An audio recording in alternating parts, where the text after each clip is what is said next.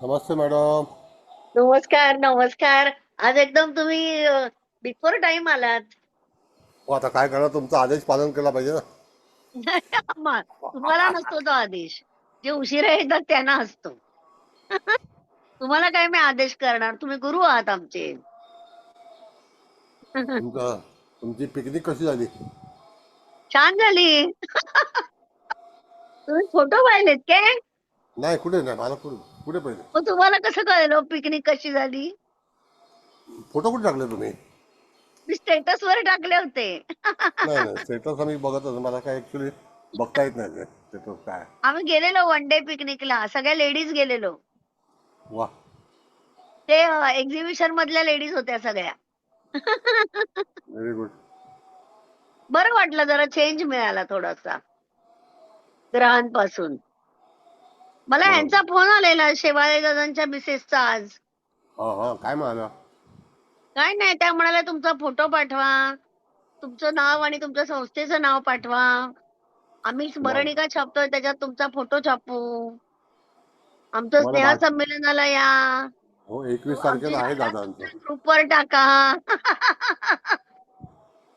तुम्हाला तुम्हाला भाषण करायला देतील का, तर टाका म्हणा. काय माहिती आता, देव नाही जाणे. नाही ना, ऐका ऐका. ते हा तुमच्याकडून काम बोला. करून घेतील आणि तुम्हाला हा भाषणावर सांगतील नाही, तीन मी हजार नाही द्या. जाणार. अहो 3 दिवस कोण जाणार एवढ्या लांब? अरे, शक्य जरी आहे ते? एक दिवस तुम्ही गेलात पुण्याला ना. 29, 30 हो हो आणि हो. 31 जुलै. नाही नाही, ते त्यांचा ऑगस्ट ऑगस्ट. वाढदिवस आहे ना, 21, 22, 23. त्यांचा वाढदिवस 21, 22, 23ला करतात ते. आता पहिला हो एक काय? दिवस करायचे, आता मग 2 दिवस हा. झाले, आता 3 दिवस झाले. मी म्हटलं अहो मुंबईच्या माणसांना 3 दिवस पुण्याला राहणार कुठे? सोय कोण करणार आमची? बरोबर. बोलले मी. आम्हाला शक्य नाही. आम्ही आपलं 1 दिवसाचं असतं तर शक्य आहे आम्हाला. ते मराठी जेव्हा या असेल पण तुम्ही. तुम्हाला व्याख्यान देणार असतील तर तुम्ही जा. ते काय छे. कर. व्याख्यान देणार असले तरी नाही जाणार, कारण 3 दिवस जाणं मला शक्य नाहीये हो. नाही, 3 दिवस नाही, एक दिवसाचं व्याख्यान. 29 पण हो, ते प्रोग्राम 3 दिवस अटेंड करायचा म्हटलं की 3 दिवस हॉटेलचा खर्च नाही होतो. नाही, 3 दिवस नाहीच करायचं, काही सकाळी जायचं, संध्याकाळी घरी परत यायचं. आपण लगेच घरी यायचं. हा. हा. काय हॉटेलचं माहिती दुपारचं. आता. तिने आज दुपारचं. पहिल्यांदाच मी बोलली त्यांच्याशी. पहिल्यांदाच बोलली मी. कळलं का? आपल्या ग्रुपवर काही ते लोक नाही आहेत कोण. नाही, पण कोणीतरी चांगलं त्यांना नंबर दिला आहे. असेल. नाही, दादा कळलं? फार चांगले आहेत. दादा फार कोऑपरेटिव्ह आहेत. अच्छा अच्छा. व्हेरी कोऑपरेटिव्ह, म्हणजे प्रत्येक बरोबर. व्यक्तीला अहो मी मदत त्यांना करून. पाहिलेलं पण नाही कधी. जसं तुम्हाला पाहिलं नव्हतं ना, तसं त्यांना सुद्धा मी पाहिलेलं नाही. हा, इज अ पण गुड. त्यांचं ग्रहांकित मात्र वाचक आहे मी. चांगलं असतं ते मासिक. मी ही दरवर्षी वाचते. Is good man. प्रत्येकाला संधी देत देत देत लोकांना पुढे केलेलं आहे. मला सुद्धा 30 वर्षापूर्वी त्यांनी संधी दिली होती. दिली होती. हो अच्छा. हो. विनामूल्य. विनामूल्य. आता माझा फोटो मागितलाय, मी दिला. चांगला सजलेला फोटो, फेटा बिटा घातलेला. बघूया छापतायत काय, कळेल आपल्याला. नाही, छापतील ते, छापतील. छापतील. हो हो. अच्छा अच्छा. दादा one of the best man in astrology. अरे वा. त्यांचं व्हेरी मासिक पण हॉनेस्ट. बेस्ट असतं ना मासिक. हो. नाही नाही, उल्हास बापट सर कसे आहेत? एकदम मजेत आहे. खणखणीत आहे आवाज, हा तुमचा खणखणीत हा, आहे एकदम. खरंय सगळ्यांचे खरं. आवाज बंद, तुमचा आवाज आला की. नाही असं काही नाही. असं नाही, खणखणीत आहे म्हणजे हा हा प्रगल्भता आहे, ज्ञानाची प्रगल्भता आहे ना. खरंय. नाही असं काही नाही. चालू असतं काहीतरी करायचं. उल्हास बापट सर हे स्वामी भक्त आहेत आणि अक्षरशः स्वामी त्यांच्याशी संवाद साधतात हे सांगण्यास मला आनंद होत आहे. फार माझ्या छान. चुका सुद्धा स्वामी त्यांना सांगतात मला सुधरवायला. म्हणजे मी किती भाग्यवान, माझ्या ग्रुपमध्ये असे भक्त आहेत. खरंय.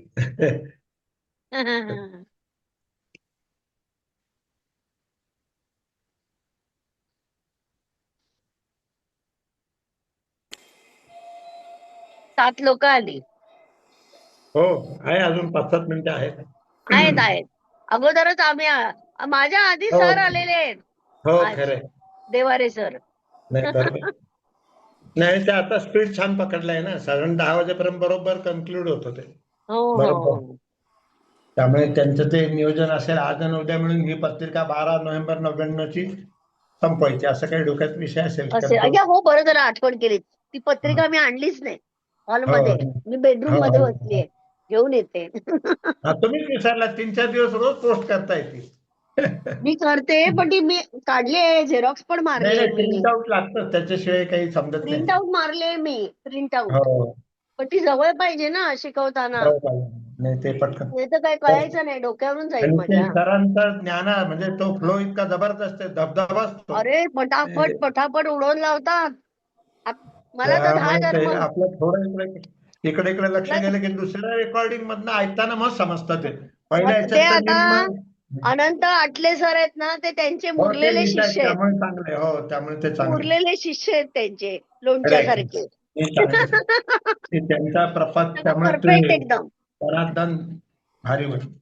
त्यांचं लिखाण आहे ते वाचून जरा सुलभ झालं, सोपं हा, झालं. थोडं ते म्हणजे छान. देणाऱ्याच्या हात हजार आपली जोडी फाटकी आहे ना, त्याला काय करणार.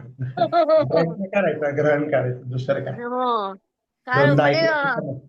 त्यांची हे केलेली आहे, निवड भगवंतानी केलेली आहे खरं देवारे आहे, खरं आहे. सरांची, हे ज्ञान खरं शिकवण्यासाठी. आहे, महाराष्ट्रात खरं मला आहे. दुसरं कोण दिसत नाही शिकवणार, नाही फक्त या नाही. सरांचंच नाव आणि दबदबा आहे. आणि सर्वतो भद्र म्हटल्यावर तुम्ही जेव्हा पहिल्या दिवशी बोललो ना आपण फोन, कारण यांचं हं, व्याख्यान मी 30 वर्षापूर्वी ऐकलंय नाशिकला. हं. ते ते श्री प्रसिद्ध आहेत, भटवांबरोबर आले फक्त होते. ते हो, मुंबईत असून नाशिकला. मला माहित नव्हते.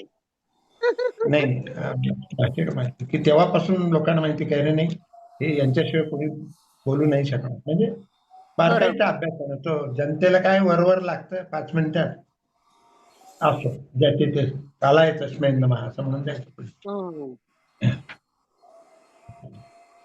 8 माणसं जमलेत आता टोटल. स्तोत्र म्हणायचं का? म्हणा म्हणा. म्हणा म्हणा म्हणा. श्री बापट गणेशाय. सर तुम्ही बोला. म्हणतो हा म्हणतो बोला म्हणतो बोला म्हणतो. बोला. श्री गणेशाय नमः. प्रणम्य शीर्षा देवं गौरीपुत्रं विनायकं भक्तावासं स्मरे नित्यम् आयुः कामार्थसिद्धये.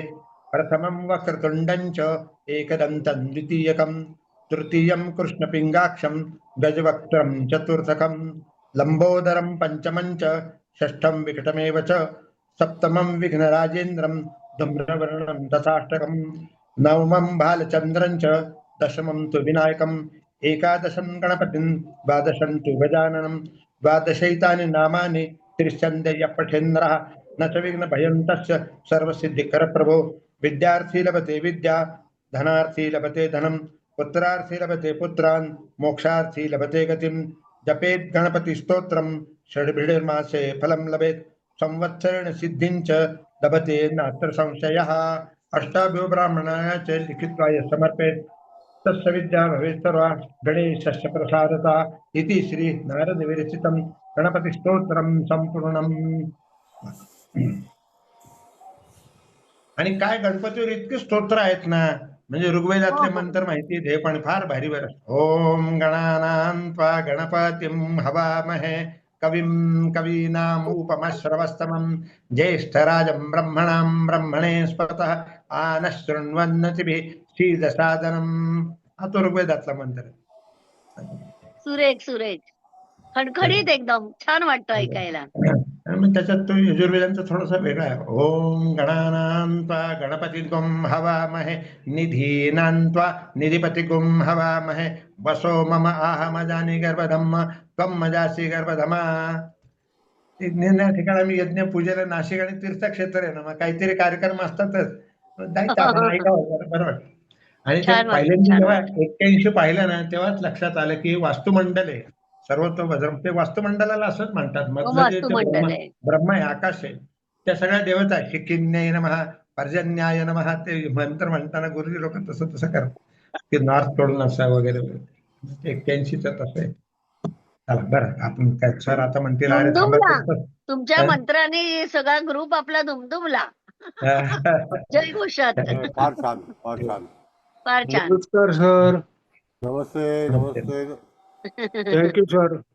हो, काय आजचं तुमचं काय नावाची चर्चा आहे जगभरामध्ये, काय लेख हा लिहिलाय? अनंत आटले सरांनी सगळं खोलून प्यायलेत ते नाही. प्रत्येक व्याख्यान.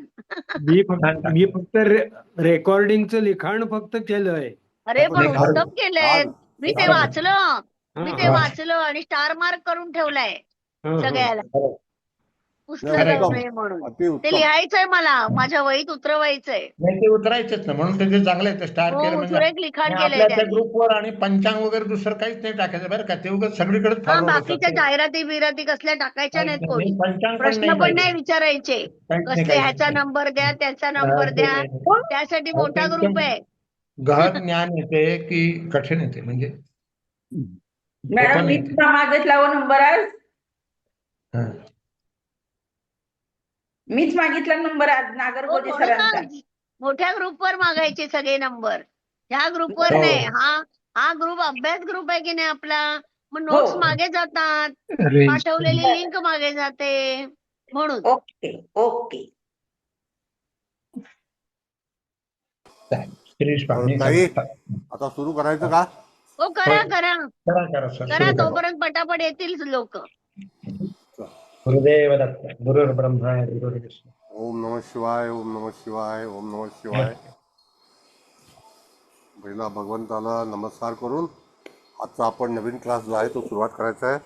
सगळे आपले जे काही विद्यार्थी आहेत तर विद्यार्थी नसून सहयोगी आहेत, तर त्या सगळ्यांना वंदन आहे. आणि आज आपल्याला त्या ठिकाणी एक नवीन पत्रिका जी दिलेली आहे त्याचं वाचन करायचं आहे. तर त्यामध्ये आपल्याला पाहायचं आहे की जातकाचं लग्न जे आहे ते लग्न आणि लग्नाधिपती हा कोणत्या नवमांशामध्ये आहे, कोणत्या राशीमध्ये आहे आणि त्याचं फलित काय आहे, त्याच्यामध्ये त्या जातकाला लग्नाला मिळालेला नवमांश आहे हा कोणता आहे इथपासून सुरुवात करायची असते. तर त्याप्रमाणे आपल्याला पुढे जाऊन तिथे तुम्हाला एखादा समजा आपल्याला जे काही नवमांशाचं परिवर्तन कसं झालेलं आहे आणि नवमांशामध्ये कुठला ग्रह कुठून तिथे विराजमान झालेला असेल तर त्याप्रमाणे त्याचं फलित हे निश्चित केलं जातं. मग तशाच ह्याच्यामध्ये जातकाच्या जीवनामध्ये काय कोणत्या कोणत्या गोष्टी होतील किंवा त्याला कोणत्या कोणत्या गोष्टीशी सामना करावा लागेल, त्याला यश मिळेल का अपयश मिळेल का. जसं आता इथे लग्नाधिपती जो आहे तो ऋषभ नवमांशामध्ये अतिशय छान आहे, पण त्या ठिकाणी लग्नबिंदू जो आहे तो त्या ठिकाणी दरिद्रांशामध्ये आहे, पूर्व फाल्गुनी नक्षत्राचं चतुर्थ चरण. म्हणजे इथे एक चांगलं आहे एक वाईट आहे.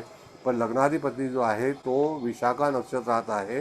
तर विशाखा नक्षत्र जे आहे ते अतिशय चांगलं नक्षत्र आणि गुरुचं नक्षत्र आहे. त्याच्यातला जो ऋषभ नवमांश आहे तो भोग्यांश आहे. तर भोग्यांश असल्यामुळे त्या ठिकाणी जातकाच्या जीवनामध्ये अतिशय चांगल्यापैकी मिळण्याची घेण्याची संधी ही जातकाच्या जीवनामध्ये उपलब्ध असेल. अधिकतम हा जातक जो आहे तसं लग्नाधिपती जो दक्षिण नैऋत्येला आल्यामुळे त्या ठिकाणी यदाकदाचित जातक हा गूढ अभ्यासी होऊ शकतो. अशा तऱ्हेचा संकेत जो आहे तो त्या ठिकाणी आपल्याला मिळतो. कारण विशाखा नक्षत्र जे आहे हे दक्षिण नैऋत्येचं आहे आणि अनुराधा नक्षत्र जे आहे ते पश्चिम नैऋत्येचं आहे. मग तशा ह्याच्यामध्ये जातकाला जो काही स्वर मिळतो तर मागच्या वेळेला विचारणा झाली होती तर रू रू हा जो स्वर आहे तर वायव्य आणि नैऋत्येला रू रू नावाचा स्वर आहे, दीर्घ आणि ह्रस्व. मग तशा ह्याच्यामध्ये रू ऋषी ह्यामधला लिहितात. हल्ली लोक वेगळं लिहायला लागले ऋषीला. तर त्या ह्याच्यामध्ये ती जी रास आहे तर ती तूळ आहे. तरी हा लग्नाधिपती जो आहे हा आपल्या पूर्णपणे पृथ्वीवरती ज्याला इक्वेटर आपण म्हणतो, म्हणजे इक्वेटर जो आहे तो भूमध्य रेखा जी आपली त्याच्या जवळ आहे. भूमध्य रेखा कशी आहे तर ती चित्रा नक्षत्राच्या जवळ भूमध्य रेखा आहे, पण हा त्याच्या पलीकडे आहे. मग त्या ठिकाणी नंतर तुम्ही बघितलं तर अशा ठिकाणी जेव्हा वृश्चिक धनु आणि मकर रास लागते तर त्या ठिकाणी मकर वृत्तांत आहे आणि पुढे कर्क वृत्तांत आहे. तर अशा वेळेला हा जातक जो आहे तो कसा असेल, स्वरूपाने दिसण्यात कसा असेल. हा जातक दिसायला अतिशय सुंदर असेल, करारी असेल, पण काही चुकांमुळे त्याला त्या ठिकाणी मिळालेला जो दरिद्रांश आहे तो दरिद्रांश जातकाच्या जीवनामध्ये यदाकदाचित हानी पोचवण्याची शक्यता असू शकते. आणि लग्नबिंदू हा त्याच्यामध्ये आलेला आहे. तर लग्नबिंदूचं परिवर्तन जे झालेलं आहे ते वृश्चिक नवमांशामध्ये झालेलं आहे. म्हणून मी नेहमी सांगतो की त्या ठिकाणी आपल्याला असा जर चुकीचा बिंदू आला तर लग्नाचे बिंदू अंश जे आहेत त्याला फार महत्त्व आहे. आता हा जो लग्नबिंदू जो आहे तो 23 अंश 20 कलेपासून आरंभ होतो तो 26°40 कमीला समाप्ती होते. तर त्याच्यामध्ये हे लग्न जे आहे ते किती अंशाला आहे तर त्याप्रमाणे आपल्याला त्याचं करेक्शन करावं लागतं. म्हणजे त्याच्यानंतरचा जो लग्नबिंदू आहे किंवा अगोदरचा आहे तर अगोदरचा जो आहे तो तूळ नवमाश आहे आणि त्याच्या पलीकडचा जो आहे तो धनु नवमाश आहे. म्हणजे त्या ठिकाणी वृश्चिक नंतर धनु येतो. मग धनु नवमाश जो आहे तर त्याचा आरंभ उत्तरा नक्षत्रापासून सुरू होतो आणि हा जो आहे हा पूर्व फाल्गुनी नक्षत्राचं चतुर्थ चरण आहे. म्हणजे कधी कधी जातक जर समजा 23°20 केल्यानंतर 26:40च्या अगोदर असेल किंवा 23:20च्या जवळच असेल तर त्या ठिकाणी तुम्हाला मार्जिन मिळतं आणि मग तुम्ही अगोदरचा सूक्ष्मांश घेऊ शकता किंवा नंतरचा सूक्ष्मांश घेऊ शकता. म्हणजे काही वेळेला आपल्याला फलादेशामध्ये गडबड होते तर अशा वेळेला तुम्हाला LSRD मांडून किंवा तत्सम त्याच्या कुटुंबातील एखाद्या व्यक्तीचं नाव मांडून किंवा तो जन्म झाला आहे त्या वेळेचं जन्मवेळ म्हणजे जन्मदिवस मंगळवार बुधवार शुक्रवार जो असेल तो मग त्या ठिकाणी घेऊन त्याच्यामध्ये तुम्हाला रेक्टिफिकेशन करण्याची उपलब्धता आहे म्हणजे सोय आहे असं. तर त्या ठिकाणी आपल्याला अशा रीतीने पत्रिका जी आहे ती वाचन करायची असते. म्हणून तिथे संदर्भ जो आहे तो संदर्भ आपण घेऊन तिथे जर समजा ही पत्रिका कोणाची वैयक्तिक असेल तर राग मानू नये. कारण का की त्या ठिकाणी आपल्याला बघायचं आहे की जातकाला चांगल्यापैकी ज्योतिष शिकताना बरेच संदर्भ घ्यायचे असतात. कोणाचा तरी माईक चालू आहे तो बंद करावा. अनंत जोशी सर बंद करा माईक. अनंत जोशी.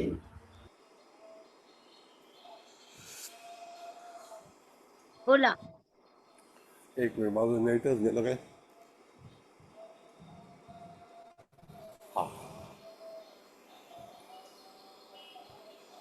हां मग त्या ठिकाणी आपल्याला जेव्हा पत्रिका बघायची असते तर ती पाहताना अनेक संदर्भ घेऊन नंतर जातकाचं भविष्य कथन करायचं असतं असा हा नियम आहे. तर आता आपण जर स्पष्ट लग्न बघितलं तर ते किती अंशाचं आहे त्याच्यावरती आपण BTR चेंज करू शकतो.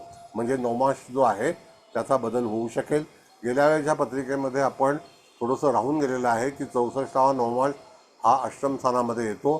तर त्या ठिकाणी जो सुरुवातीला जो नवमाश आलेला आहे त्याच्यामध्ये चौथा जो नवमाश आहे त्याच्यापासून तो नवमाश अष्टम स्थानामध्ये 64वा नवमाश म्हणून असतो. तो अशा ठिकाणी जेव्हा एखादा ग्रह भ्रमण करेल आणि 64व्या नवमाशामध्ये तेव्हा त्याचे भ्रमणाचा कालावधी असेल तर तो ग्रह कोणता आहे. प्रत्येक वर्षाला कुठला ना कुठला तरी ग्रह तिथे जातो. 12 वर्षांनी गुरु येतो, शनी 30 वर्षांनी येतो. तर अशा वेळेला तो जो नवमाश आहे तो कोणता आहे त्याला अनुसरून तुम्हाला उत्तर द्यायचं असतं. असे काही नियम आहेत. पण तरीसुद्धा त्या ठिकाणी जातकाच्या ह्याच्यामध्ये कन्या नवमाश आला होता आणि चतुर्थामध्ये धनु होता. तर त्या ठिकाणी रेवती नक्षत्राचं प्रथम चरण हे 64व्या नवमाशाचं होतं. म्हणजे मागच्या वेळीची पत्रिका कळलं का असं. बरं आता जे काही राहिलेले काही प्रश्न असतील तर अवश्य विचारा. आपण त्याच्याबद्दल काहीतरी चर्चा करू आणि नंतर ह्या पत्रिकेचा आरंभ सुरुवात करू. बोला कोणाला काही. हां बोला बोला बोला विचारा प्रश्न.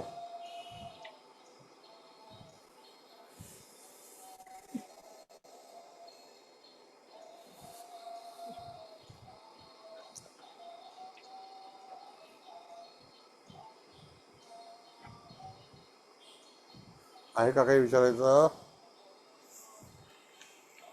कोणतरी आता विचारत होतं ना. सर धनुर्वंशातून सुरू होताना तिसरं चरण आहे. तिसऱ्या चरणात जेव्हा आगमन होतं तेव्हा तुम्ही 41 दिवसाचा वेध घेईल म्हणून सांगितलं. तर हा वेधकर्ता जो ग्रह आहे गुरु तो नेहमी चांगला असतो. पण 41 दिवस आपण कसे काढले. हां आता कसं आहे मॅडम बघा त्याच्यामध्ये जी गती असते ना ती गती ही नेहमी बदल होत असते. तर त्या गतीचा बदल कसा होतो ज्यावेळेला आपण ताराचक्र चेक करतो तर वर्तमान ताराचक्रसुद्धा तिथे गृहीत धरून त्यावेळेला समजा आत्ता आपण जर बघितलं तर कर्क राशीमध्ये गुरु 2 अंश भोगलेला आहे. कारण का की मागून सूर्य येतोय. आता आज तारीख किती आहे तर आज तारीख 13 आहे. म्हणजे 13 तारखेला सूर्य हा जो आहे तर 15 मे ते 15 जूनपर्यंत वृषभ राशीमध्ये आहे. तर आता हळूहळू तो एक राशांतर योगामध्ये जायला लागला. त्यावेळेला एक राशांतर योगामध्ये गेल्यानंतर गुरुची गती जी आहे ती वाढली, म्हणजे गुरु पुढे लवकर सरकत जाईल. तर अशा वेळेला 41 दिवस हा परमनंट आहे.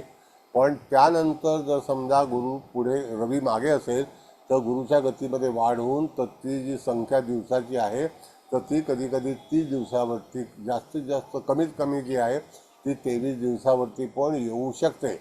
आणि आता 23 दिवसाची जी गती आहे एका नवमाशाबद्दल बोलतोय, तर ती हो. आता लवकरच सुरू होणार आहे.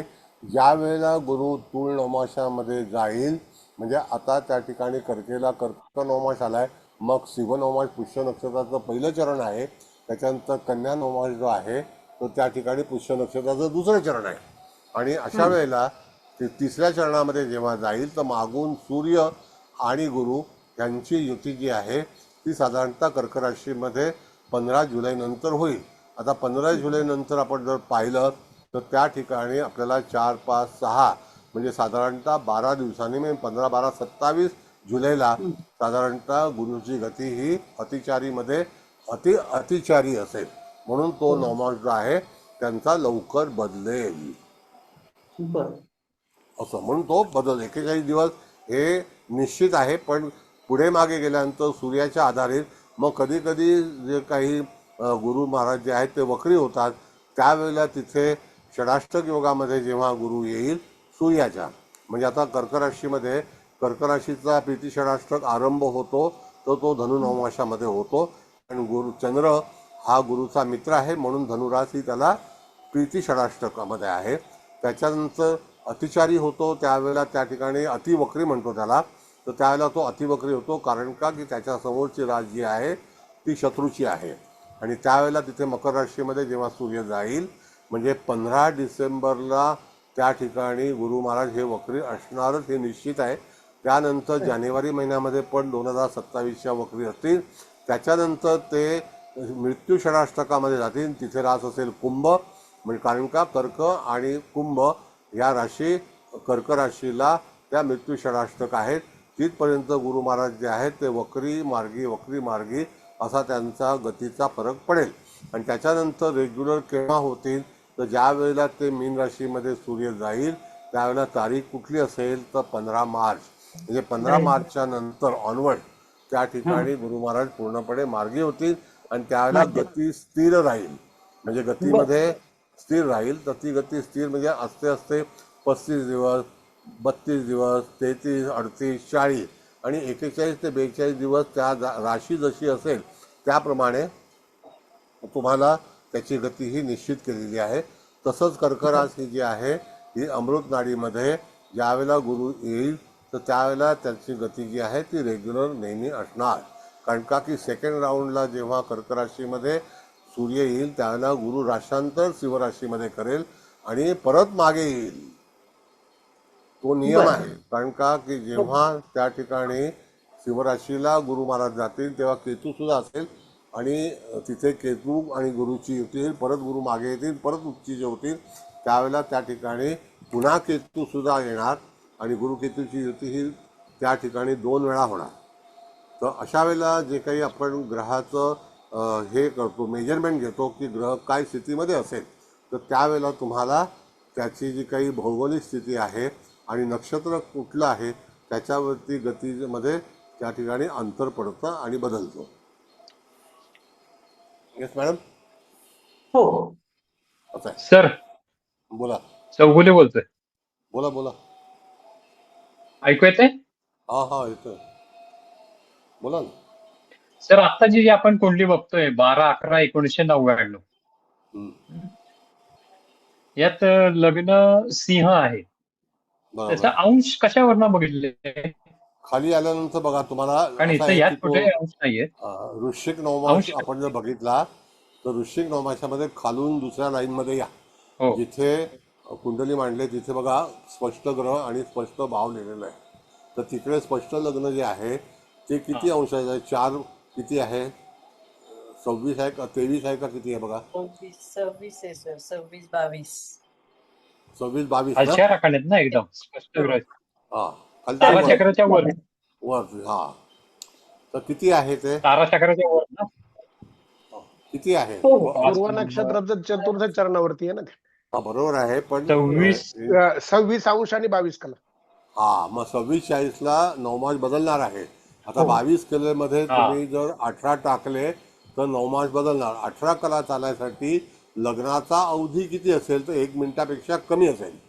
हो म्हणजे 1 मिनिटाने जरी लग्न बदललं तर त्या व्यक्तीचा धनु नवमास येणार. हो हा. हे गणित आहे. ओके. हा हा. म्हणजे ओके, सर. लग्नाला 1 अंश चालण्यासाठी 4 मिनिटं लागतात, तर इथे 18 कला आहेत. हा. 18 त्री 54, 18 दिवसाचे 18 त्री 54, तर त्या ठिकाणी 4 मिनिटाचे 3 भाग केले तर साधारणतः 1 ते 1.5 मिनिटामध्ये तो नवमास जो आहे तो बदलेल. ओके, बरोबर ठीक आहे. कळलं?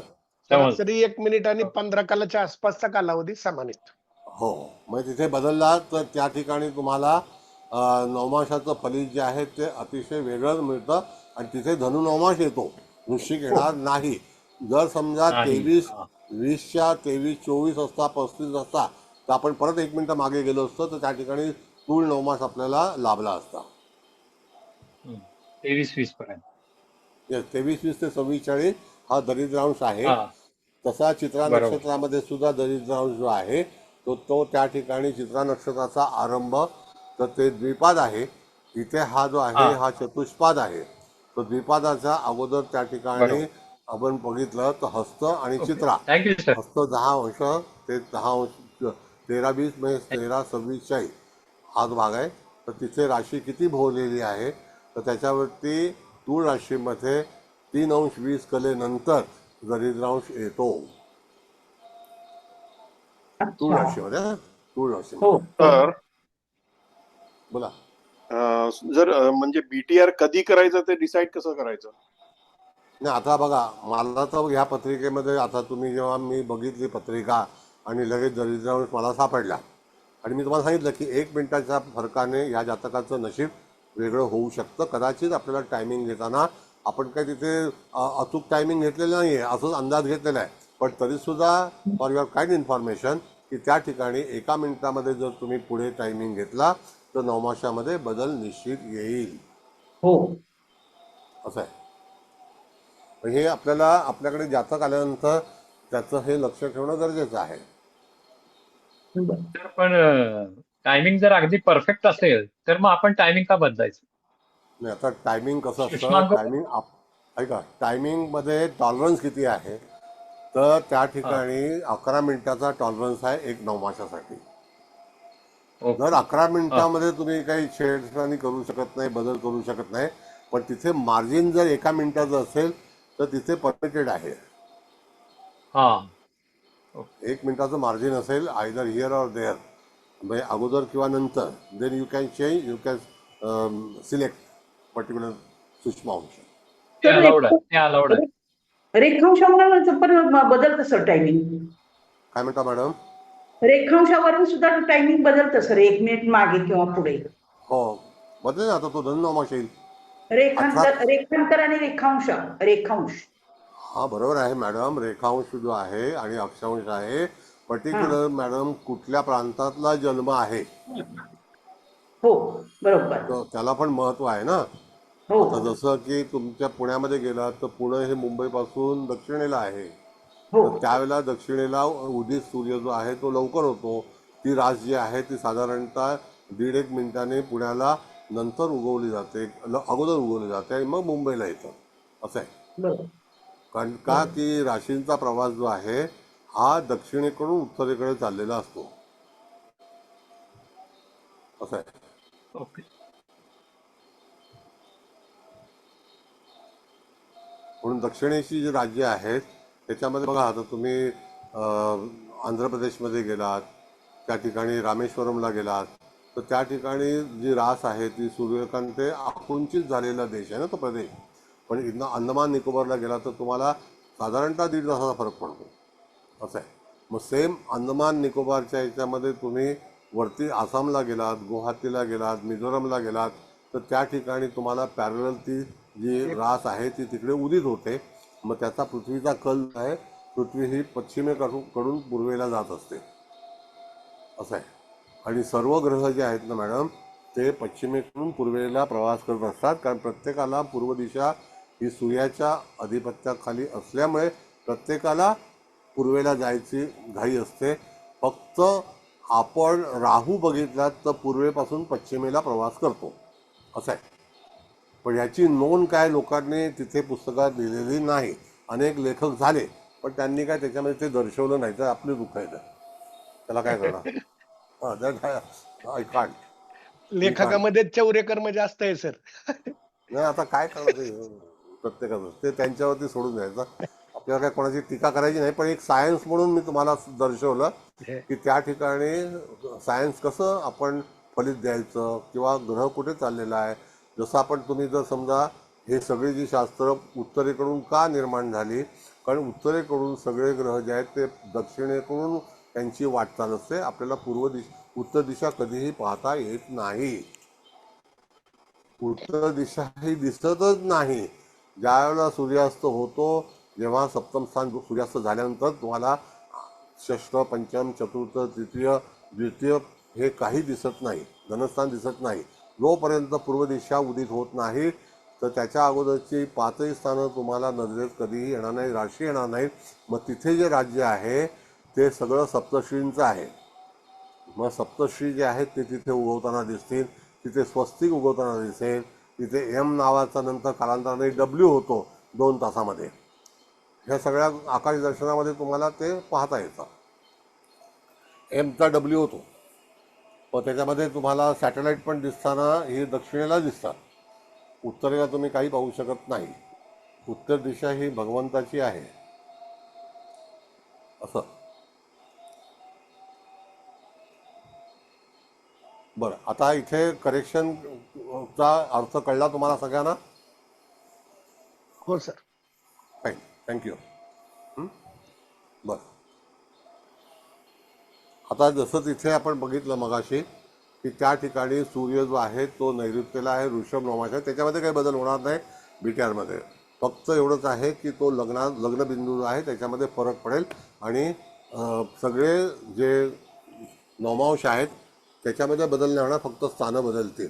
तर आता इथे आपल्याला बघायचं आहे म्हणजे हीच पत्रिका जर आपण पाहिली तर त्या ठिकाणी दरिद्रांश लग्नी आलेला आहे, उग्रांशामध्ये मंगळ आहे आणि प्लुटो जो आहे तो नीचांशामध्ये. पण प्लुटो आपण काही धरत नाही.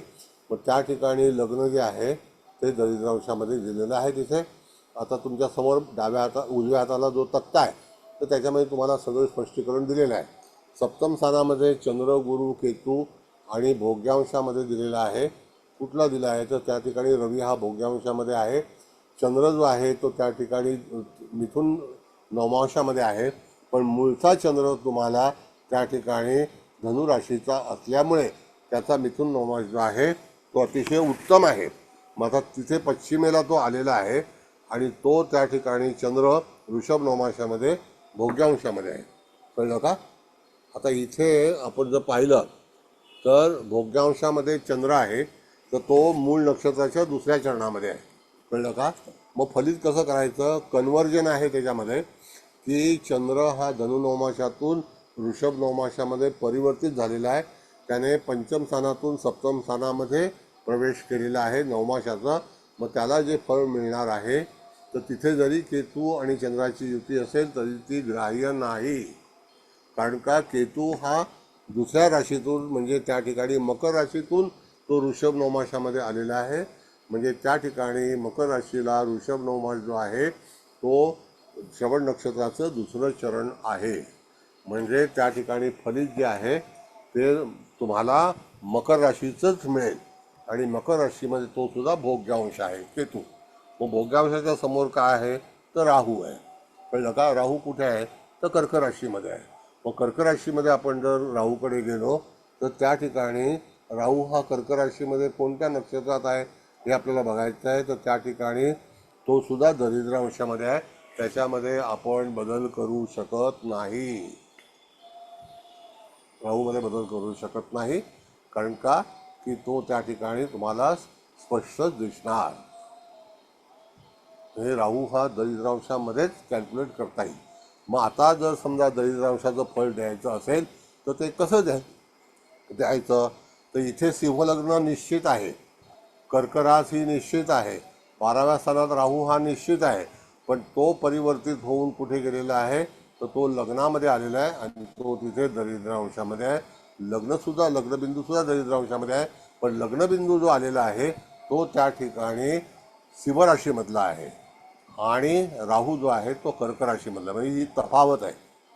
तर तुम्हाला ह्या गोष्टी निश्चितच निरीक्षणामध्ये ठेवल्या पाहिजेत की ज्याच्यातून तुम्हाला यथाकदाचित फलादेश देतेवेळी या सगळ्या गोष्टीचा वापर करता येईल. म्हणजे दरिद्रांशाचं फळ हे कर्क राशीत आहे, मग त्याचं फलित आपल्याला कसं देता येईल? तर त्या ठिकाणी कर्क राशी कालपुरुषाची चतुर्थ स्थानामधली आहे आणि राहू जो आहे तो 12व्या स्थानातला आहे आणि त्या ठिकाणी कर्क राशीतून तो वृश्चिक नवमाशामध्ये आला आहे, म्हणजे पुष्य नक्षत्राचं चतुर्थ चरण हे दरिद्रांश आहे. कळलं? मग आता तिथे फलादेश काय होईल?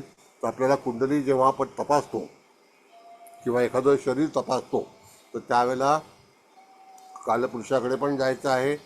त्याच्यानंतर राहू 12व्या स्थानात आहे, तो दरिद्रांशामध्ये आहे. यदा कदाचित जातकाचा खर्च हा जास्ती वाढेल, त्याचं लाईफ जे आहे ते एक्सपेन्सिव्ह असेल आणि त्या ठिकाणी लग्नबिंदू पण दरिद्रांशामध्ये आहे. त्याच्या बाजूला येणारी रास जी आहे ती कर्क आहे, तिचा बिंदू पण राहू आहे, तो दरिद्रांशामध्ये. म्हणजे त्या ठिकाणी जातकाने मंगळ ग्रहाची पूजा केली, कारण हे दरिद्रांश जे आहेत हे मंगळाच्या नवमाशामध्ये उपस्थित आहेत. त्याच्यामुळे जप करायचा असेल तर त्या ठिकाणी मंगळाचा जप करावा. ज्याच्या घरात आपण राहतो त्या घराच्या मालकाला, त्या नवमाशाला जर तुम्ही प्रसन्न केला, उदाहरणार्थ पहिला जो भाग आहे तो रवीतून दरिद्रांश आलेला आहे आणि त्यानंतर चंद्रातून दरिद्रांश आलेला आहे, तर रवी आणि चंद्र हे दोन ग्रह जे आहेत त्यांची जर तुम्ही सेवा भक्ती केली तर दरिद्रांशाचं नुकसान तुम्हाला भोगावं लागणार नाही. म्हणजे या पत्रिकेच्या माणसाला. त्याच्यानंतर राहू आणि त्या ठिकाणी लग्नबिंदू हा वृश्चिक नवमाशामध्ये असल्यामुळे तिथे मंगळाची सुद्धा सेवा करणं गरजेचीच आहे. तर अशा तऱ्हेने कुंडली वाचन करता करता तुम्हाला त्या जातकाने खरोखर काय करावं याचा पण तिथे उपदेश देता आला पाहिजे. बरं, आता इथपर्यंत तुम्हाला काही कळलं नसेल तर विचारा, आपण पुढे पाहून प्रवास करू. सर, हम्म. ताराचक्र मित्र आले. राहू त्याच्यामध्ये ताराचक्रामध्ये मित्र. नाही, आता ताराचक्र नाही, आता आपल्याला ग्रहाची पोझिशन जी आहे ती बघायची आहे. हा. ताराचक्र हा पहिला पण आपण सांगितलं की it is a different part. मग तो त्या ठिकाणी ताराचक्र बिलॉंग टू द नक्षत्र. आता तो जर मित्रमध्ये आला आहे तर सेकंड लास्ट ज्याला नक्षत्र आपण म्हणतो, पुष्य नक्षत्र हे सेकंड लास्ट आहे. त्याच्यात शेवटचं नक्षत्र जे आहे ते अश्लेष आहे आणि त्याच्यानंतर जे नक्षत्र आहे ते मघा आहे. मग मघा नक्षत्र जे आहे ते संपतमध्ये आहे. कळलं का? मग त्याच्यावरचं जे नक्षत्र आहे तर त्या ठिकाणी मेष राशीतलं जर त्याचा चंद्र असेल तर अश्विनी नक्षत्र हे जे आहे ते संपतमध्ये आहे. म्हणजे संपत जन्मामध्ये आहे. कळलं का? ते जन्मामध्ये आहे. मग जन्म, संपत, विपत, क्षेम, प्रत्यरी, साधक, वध, मित्र, अधिमित्र. मग त्याच्यामध्ये जर समजा तो त्या ठिकाणी तुमचं म्हणण्याप्रमाणे तो मित्रामध्ये आलाय तर त्याच्या पलीकडे अधिमित्र आहे. मग अधिमित्र कशामध्ये आला तर तो मघामध्ये आलाय का? मग मघानंतर त्या ठिकाणी पूर्वाषाढा येतात. सर नमस्ते. सर हे आपण सांगितलं की ते चंद्रचा बद्दल करायला, म्हणजे ते वृषभ नवमांशामधून आला आहे आणि आपण ते काय तुम्ही म्हणले ते जरा परत सांगू शकता का? म्हणजे तुम्हाला जसं सूर्य जो आहे, आता इथे आपण बघितलं उदित लग्न जे आहे ते उदित लग्न एकदम बॉर्डर्सला आहे. तर ह्या ठिकाणी सुद्धा आपल्याला 18 कलेचा फरक येतो. म्हणजे 1 मिनिटाने जर तुम्ही टायमिंग बदललं ॲडव्हान्समध्ये तर त्या ठिकाणी तुमचा नवमास हा धनु येईल, वृश्चिक रद्द होईल. बरोबर. त्या ठिकाणी दरिद्रांशाबद्दल बदली त्याच्यापेक्षा चांगला नवमास मिळेल. मग चांगला नवमास असेल तर तेव्हा तुम्ही जातकाला पर्टिक्युलर पहा तो दरिद्रांशामध्ये दिसतो का तुम्हाला? तर तसा दिसत नसेल तर तुम्ही त्याच्या लग्नामध्ये 1 मिनिटाचा, 1.5 मिनिटाचा, 2 मिनिटाचा टाईम चेंज करून त्या ठिकाणी तुमच्याकडे ऑप्शन उपलब्ध आहे. मग तिथे लगेच तुमचा सूक्ष्मांश बदलतो. म्हणजे त्या ठिकाणी जातकाला जे नवमाशाचं फलित आहे ते धनु नवमाशाचं मिळेल, दरिद्रांशाचं मिळणार नाही. लग्नाबद्दलचा ते कळलं मला सर, ते बरोबर कळलं. पण ते चंद्र तुम्ही जे म्हणाले ना, चंद्र जे सध्या आता लग्नात धनुमध्ये आहे. हा, धनु राशीमध्ये चंद्र आहे तर त्या ठिकाणी तो मूळ नक्षत्रात आहे का? बरोबर, मूळ नक्षत्राच्या याच्यामध्ये आहे. मग त्याच्यानं तो भोग्यांशामध्ये आहे. बरोबर. भोग्यांश हा मूळ नक्षत्राचं दुसरं चरण आहे. करेक्ट. ताराचक्रामध्ये जी सिरीज येते वरती, तर ती सिरीज कशी आहे? तर ताराचक्र धनु नवमाशामध्ये आहे. तिथे मूळ येईल. मूळ नंतर तुम्ही बघितलं अश्विनी येईल. अश्विनी नंतर मघा येईल. बरोबर. राईट. मग आता त्या ठिकाणी डाऊन साईड जर पॅरलर आपण गेलो तर अश्विनी जर आली तर 9वं नक्षत्र आश्लेषा आहे. बरोबर. मग आश्लेषामध्ये त्यांनी सांगितल्याप्रमाणे त्या ठिकाणी आश्लेषामध्ये ग्रह नाही आहे, पण पुष्यमध्ये मित्रांमध्ये राहू आहे. तर ताराचक्राचं फलित भिन्न आहे आणि नवमाशाचं फलित भिन्न आहे. पण सध्या आपण त्याला वृषभ नवमांश मध्येच घेणार ना? नाही, वृषभ नवमाश हा सूर्याचा आलेला आहे. नाही बरोबर नाही. सॉरी, वृषभ नाही, मूळ ह्याच्या पण वृषभ नवमांश. हा, मग त्याचा नवमाश वृषभच घेणार. चंद्राचा पण आपण वृषभच घेणार. हो, वृषभच. त्याच्यामध्ये बदल येणारच नाही. कारण का की चंद्र एक नवमाश बदलताना 6 तास 20 मिनिटाचा बदल आहे. राईट. ते खूप मोठा वेळ आहे. मग ते शक्य, मग ते 3 लग्न बदलते. ते मिस्टेक होऊ शकत नाही. बरोबर. Okay, thank you sir. थँक्यू.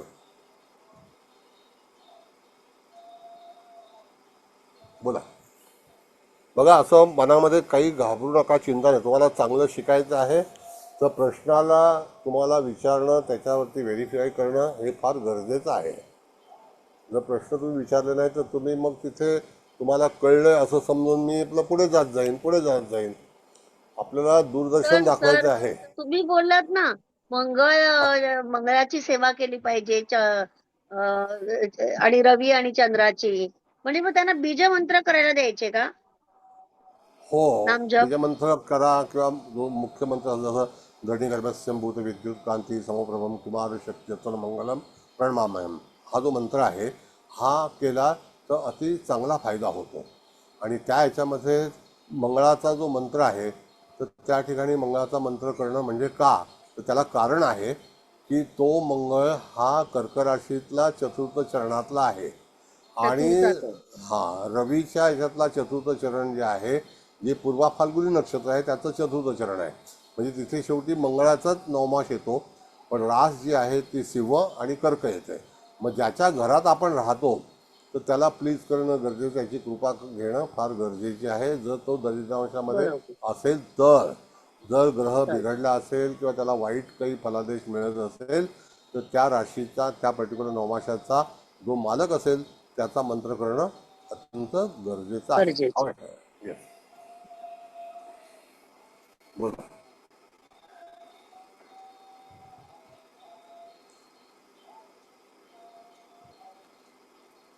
मग आता आपल्याला बघायचं आहे की ह्या प्रश्नकुंडलीवरून पंचम स्थान जे आहे त्या ठिकाणी 2 ग्रह आहेत. ते 2 ग्रह जे आहेत ते एक तर चंद्र आहे त्यामध्ये आणि दुसरा कोण आहे? मंगळ आहे. आता मंगळ हा धनुराशीत आहे, पण तो चांगल्या सूक्ष्मांशामध्ये आहे का असं बघितलं पाहिजे. मंगळ आहे ते उग्रांश मध्ये आहे. मग आता तो उग्रांश जो आहे तो मंगळाला पोषक नाही आहे.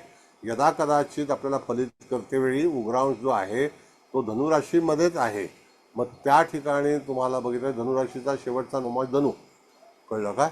मग त्या ठिकाणी वृश्चिक नवमाशामध्ये आहे का उग्रांश तो? हो सर, हो. मग तो जर उग्रांश वृश्चिक नवमाशामध्ये असेल तर जातकाचं उग्रांशाचं फलित काय आहे हे आपल्याला पहिला बघितलं पाहिजे. ते पंचम स्थान आहे. तर यदा कदाचित जातकाचं ह्या मंगळामुळे जो राजयोगकारक करणारा ग्रह आहे, मंगळचंद्राची युती आहे, पण त्याला जे प्राप्त होणार आहे, कारण तो भाग्येश पण आहे आणि त्या ठिकाणी चतुर्थेश पण आहे, हा उग्रांशामुळे कदाचित याच्या वाईट सवयीमुळे भाग्याचा नाश म्हणजे भाग्यामध्ये कमतरता आणि चतुर्थ स्थानामध्ये त्या ठिकाणी काही कमतरता निर्माण होऊन याला मिळालेलं एखादं धन किंवा तत्सम गोष्ट जी आहे ते ह्याच्या स्वभावामुळे तो घालवेल. स्वभाव फार महत्त्वाचा आहे आयुष्यामध्ये, कारण का की स्वभावाच्या पुढे प्रगती ही निश्चित आहे. त्याच्यामध्ये आपण ते नाही मोजणार ना की मंगळ स्वतःही एक उग्र ग्रह आहे आणि तो स्वतःही उग्रांश मध्ये आहे, म्हणजे त्या डबल उग्र झालं म्हणजे तसं पण आपण विचार करू शकतो का? नाही, आता बघा कसं आहे की मंगळ पापांशामध्ये पण असू शकतो, मंगळ क्रोधांशामध्ये पण असू शकतो. पण आता कसं आहे की आता तुम्ही सौम्य आहात. जसं आता कन्या राशी जी असते तर त्या ठिकाणी ती सौम्य आहे. धनुलग्न कसं आहे तर धनुलग्न हे पौष्टिक आहे. मग धनुलग्नाच्या सवयी ज्या आहेत तर धनुलग्न म्हणजे काय की उत्पादन क्षेत्राशी संबंधित असणारं कार्य हे जातकाच्या जीवनात होईल. उत्पादन, मग करन्सी जी आहे ती धनुलग्नाकडे आहे, धनुराशीकडे आहे. सोन्याचा व्यापार धनुराशीकडे धनुलग्नाकडे आहे. मग अशा वेळेला जर समजा तिथे उग्रांश आला तर त्या ठिकाणी तुम्हाला मिळालेला जो व्यापार आहे त्याचं तुम्ही नुकसान कराल. पहिल्या राशीचे गुण काय आहेत हे बघितलं पाहिजे. करेक्ट. ओके. राशी एंटायर 30 डिग्रीज आहे पॉकेट, तर त्या 30 डिग्रीजमध्ये आपण कुठे आहोत तर आपण उग्रांशामध्ये आहोत. म्हणजे कधी कधी आपला नंबर लागणारच नाही. मग तिथे काम कोण येणार आहे तर चंद्र, कारण तो भोग्यांशामध्ये आहे. आणि चंद्र कोण आहे, हा 12वाचा अधिपती आहे, 12व्या स्थानाचा. आणि त्याच्यामध्ये तो भोग्यांशामध्ये तो आपलं काम मानसिकरित्या तृप्ती होईल आणि करून घेईल. पण मंगळ हा योद्धा आहे तर तो पराजित होईल, कारण तो भाग्येश पण आहे आणि चतुर्थेश पण आहे. अधिकतम सिंह लग्नाला तो राजोपकारक म्हणून सुचवलेला आहे. म्हणजे त्या ठिकाणी मिळणारी एखादी गोष्ट, एखादी सत्ता ही त्याच्या हातातून निसटू शकते, कारण त्याच्या स्वभावामुळे क्रोध आहे, उग्रता आहे. मग कधी कधी काही वेळेला आपण लोक बघतो सतत चिडचिडे असतात. मग त्या चिडचिडापणामध्ये काय होतं की त्याच्याकडून लोक लिंक तुटते, त्याची लोक निघून जातात. कधी कधी काही सगळ्या लोकांना तसे लोक आवडतात का तर तसं नाही होत. म्हणून इथे पंचम स्थान जे आहे तर पंचम स्थान रिलेटेड फ्रेंड सर्कल आहे, ॲक्टिंग आहे, मनोरंजन आहे. मग हा याच्यामध्ये मनाचा जो भाग आहे ग्रह तो चांगला आहे, पण मंगळ त्याच्यामध्ये बाधा आणणार आहे.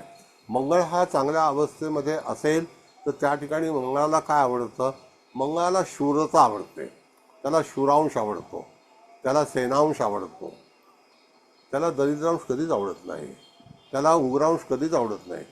त्याला काम आहे की त्या ठिकाणी नेतृत्व, command, leadership. Yes, it is असं आहे. म्हणून प्रत्येक ग्रहाचे कॅरेक्टर्स तपासून नंतर तुम्हाला सर्वतोभद्र चक्राचं फलित करण्याचा एक छंद पाहिजे, ही सवय आहे. Thank you sir. थँक्यू. चंद्रावरून असं म्हणता येईल का हा शिक्षणासाठी परदेश गमन करील म्हणून?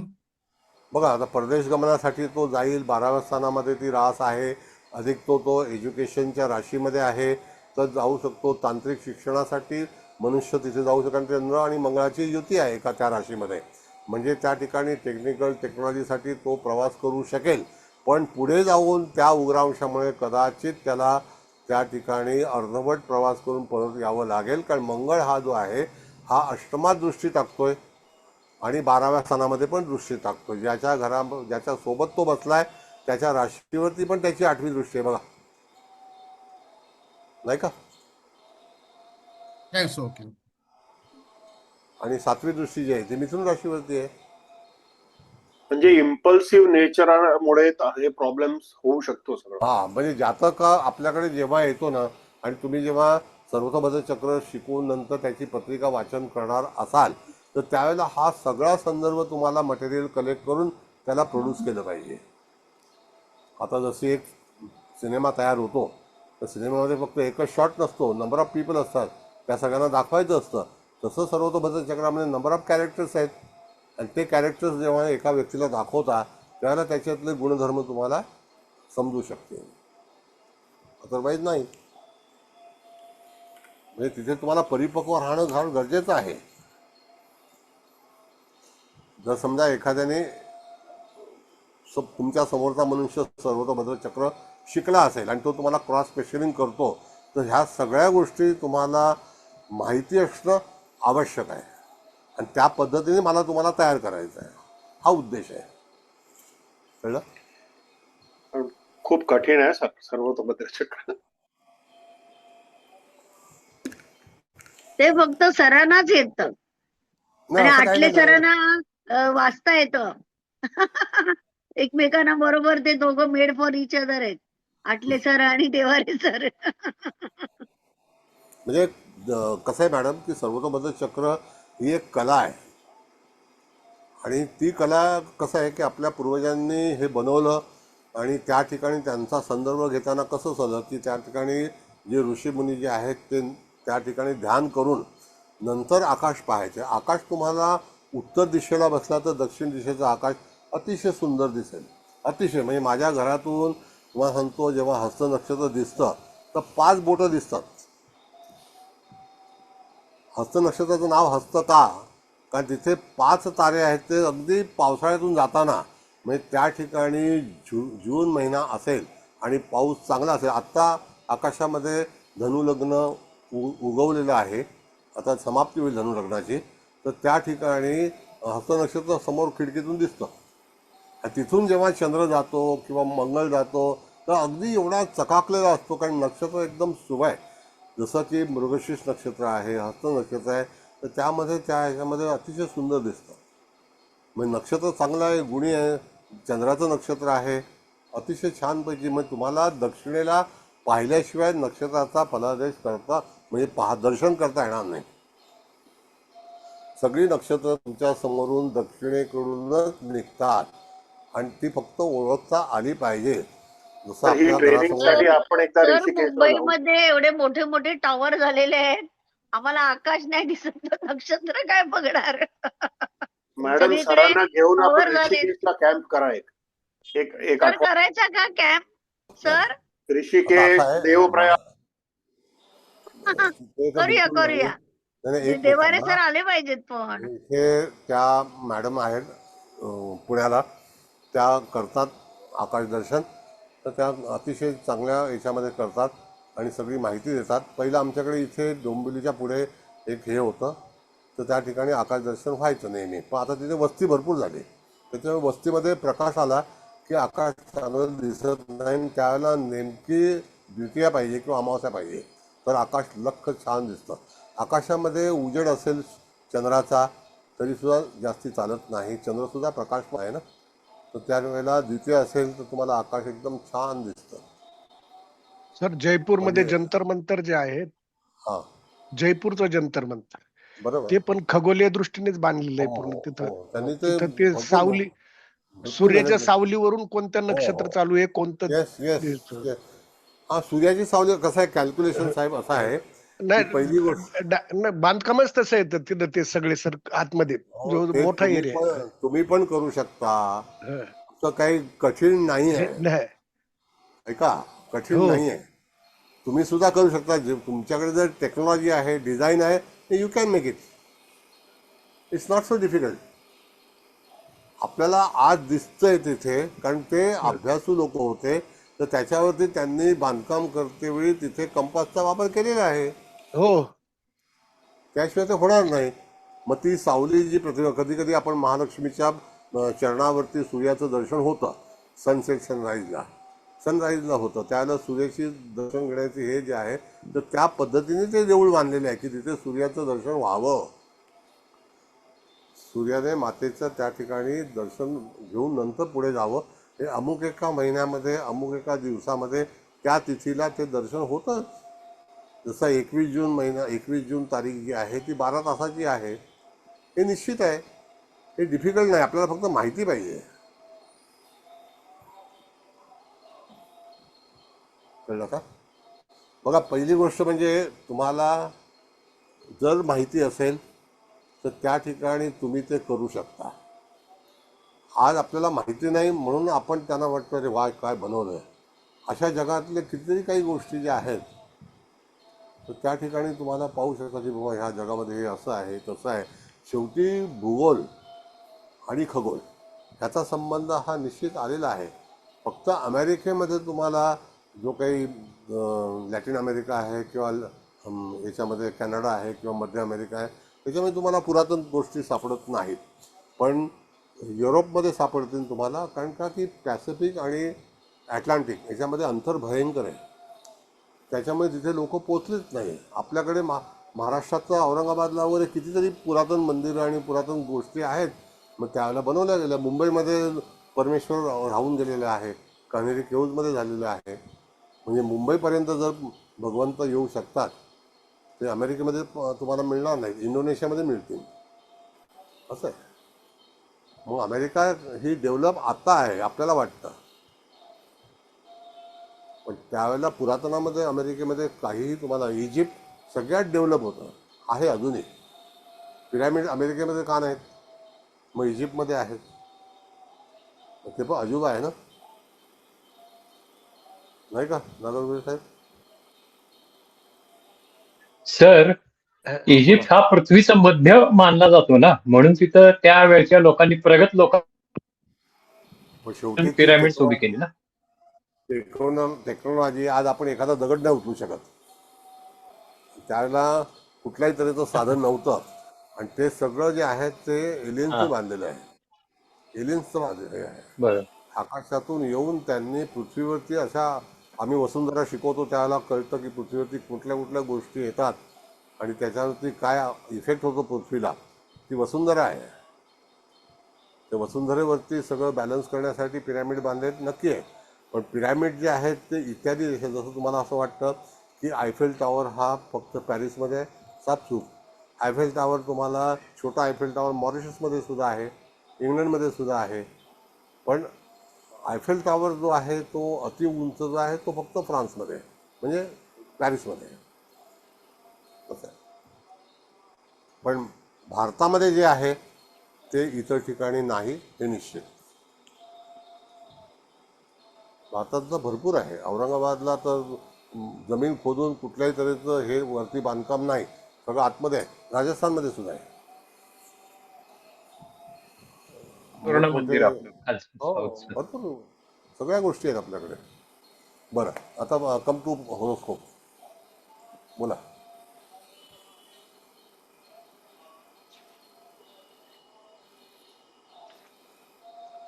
आता पत्रिकेकडे बोलूया. हा, तेच पत्रिका जी आहे ना, पत्रिकेमध्ये तुम्हाला आता कुठल्या ग्रहाबद्दलचा जो फलादेश आहे, कुठल्या स्थानामध्ये आहे, जसं आपण उग्रावशाचा भाग विचारला तर भाग्यस्थान आणि त्या ठिकाणी चतुर्थ स्थान आहे. आता आपण मंगळ बघितला, चंद्र बघितला, तर चंद्र चांगला आहे, रवीसुद्धा चांगला आहे. बघूया म्हणजे प्लस पॉईंट किती आहेत, मायनस पॉईंट किती आहेत, हे पत्रिकेमध्ये तुम्हाला पाहता आलेच पाहिजेत. मग धनस्थानामध्ये एखादा ग्रह आहे का, कन्या राशीमध्ये एखादा ग्रह आहे का, तो तुम्हाला दक्षिणेला यायला लागेल. शुक्र आहे. धनामध्ये शुक्र आहे, शुक्र. आता धनस्थानातला शुक्र हा काय फलादेश देईल, तर त्याला मारकस्थान म्हटलेलं आहे. आता मारकस्थान म्हणजे काय, प्रत्येक माणसाच्या आयुष्यामध्ये मारकस्थान हे आहेच. मग ह्या व्यक्तीला मारकस्थानाचा कुठला कुठला हानिकारक घटना घडतील. धनस्थानामध्ये शुक्र आहे, शुक्र हा बहिणीचा कारक आहे, शुक्र हा जोडीदाराच्या सुखाचा कारक आहे, शुक्र हा त्या ठिकाणी मावशीचा कारक आहे आणि आर्थिक सुबत्तेचा कारक आहे, संग्रहाचा कारक आहे, आणि तो नीचेचा आहे आणि कन्या राशीचा आहे. मग मारकस्थानाचा अधिपती जर नीचेचा असेल किंवा बुधाची परिस्थिती काय, तर बुध हा कोणत्या राशीमध्ये आहे त्याच्यावरती त्या मारकस्थानाचा फलादेश. तर इथे 2 मार्केश आहेत, एक मार्केश शनी आहे आणि दुसरा मार्केश शुक्र आहे. मग शनीची दृष्टी जी आहे तर त्या ठिकाणी मारकस्थानामध्ये, तर शनी कोणत्या राशीत आहे त्याच्यावरून तुम्हाला संदर्भ घेऊन मारकस्थानाचा विचार करायचा असतो किंवा आहे. सप्तम स्थान, सप्तम स्थान हे ऑलवेज मारकस्थान आहे. मग जातकाच्या जीवनामध्ये त्याच्या वैवाहिक जीवन, त्याचा जोडीदार, ह्याचं स्वरूप काय असेल, तर त्या ठिकाणी तुम्हाला विचार करायचा असेल तर शनी शोधा. शनी कोणत्या राशीत आहे आणि कोणत्या नक्षत्रात आहे आणि कोणत्या सूक्ष्मांशामध्ये आहे. बघा सर, शनी मेषेत आहे. Okay, fine. भरणी दुसऱ्या पदात नपुंसकांशमध्ये आहे. हां, आणि आता त्यामध्ये आपल्याला बघा असं बघायचं आहे की शनी महाराज जे आहेत भाग्यस्थानामध्ये आहेत, त्या ठिकाणी ते नीचेचे म्हणून बसलेले आहेत. त्याच्यामध्ये ती रास मंगळाची आहे. तर ज्या वेळेला मंगळाच्या राशीमध्ये वृश्चिक राशी आणि मेष राशीत शनी महाराजांचं भ्रमण असतं तर भावंडाला दुःख येतात, हा प्राथमिक नियम आहे, हे सत्य आहे. एखादं भावंड अल्पायुष्य होण्याची शक्यता असते जेव्हा शनी नीचेचा असतो किंवा वृश्चिकेचा असतो. तर त्यानंतर आपण बघितलं तर एखादा भाऊ आपल्यापासून दूर असतो अशी पण शक्यता असते. म्हणजे त्या ठिकाणी भावंड दूर असणं हा सुद्धा एक भाग आहे.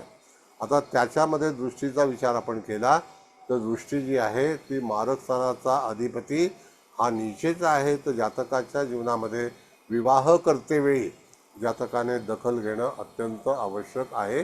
कारण का की तो नीचेचा आहे. तर जेव्हा तो तिथे विवाह करेल तर त्यावेळेला तिथे विचारपूस करून यदा कदाचित त्याची पत्नी त्याचा जोडीदार मिस्टर हे क्रोधित असण्याची शक्यता आहे. मेषेचा शनी हा माणसाच्या जीवनामध्ये लायबिलिटीज तयार करतो, कर्जबाजारीपणा करतो, आरोग्याला त्रास देतो, हाडं कमकुवत असतात, दृष्टीमध्ये कमतरता येते. मग अशा तऱ्हेचा जो काही पार्ट आहे तो सगळा तुम्हाला सर्वतोपरी चक्रामध्ये सुचवला पाहिजे. यदा कदाचित नीचेचा शनी असेल तर जातकाला एखादं आरोपपत्र होण्याची शक्यता सुद्धा असू शकते, होऊ शकते. मग त्याची दृष्टी भाग्यातला शनी हा दशमात षष्ठात पाहतो आणि त्यातून लाभामध्ये पण पाहतो. मग लाभस्थानामध्ये येणारी रास जी आहे ती मिथुन आहे. तर तिथे मंगळसुद्धा पाहतोय आणि शनी पण पाहतोय. याचा अर्थ की मिथुन राशी कालपुरुषाला तृतीय स्थानातली रास आहे. मंगळ आणि शनी एकाच राशीवरती जर पाहत असतील तर ते हानिकारक आहे. म्हणजे त्या राशीला जे काही मिळवायचं असतं त्याच्यामध्ये मिळतं आणि परत जातं, असा फलादेश आहे. दरिद्राज बरोबर मिळालेला आहे. हा म्हणजे हा भाग आहे तो असाच तुम्हाला विचार करून शेवटी कुंडली वाचन कसं करायचं. हा म्हणजे शनी मंगळ आणि सगळी परिस्थिती बघता दरिद्राज जे आहे ते परफेक्टच आहे. हे भाग्य आणि लाभस्थान दोन्ही पीडित आहे. म्हणजे तिथे तुम्ही जर प्रोसेसमध्ये गेलात तर जातकाला एखाद्या वेळेला चांगलं यश मिळेल पण अपयश पण मिळेल. यश मिळाल्यानंतरच अपयश येतं. मनुष्य अपयशी असेल ना लिया ना मिला ना खोया. बराबर. अगर पाया ही नहीं तो खोने का दुख ही नहीं है. अगर पा के हम खो जाते हैं या लॉस करते हैं तो हमको बहुत ज़्यादा दुख होता है. अगर नहीं मिलता है तो हम जैसे थे वैसे रहेंगे. करेक्ट. ठेविले अनंत तैसेच राहावे. अनंत आटले आहेत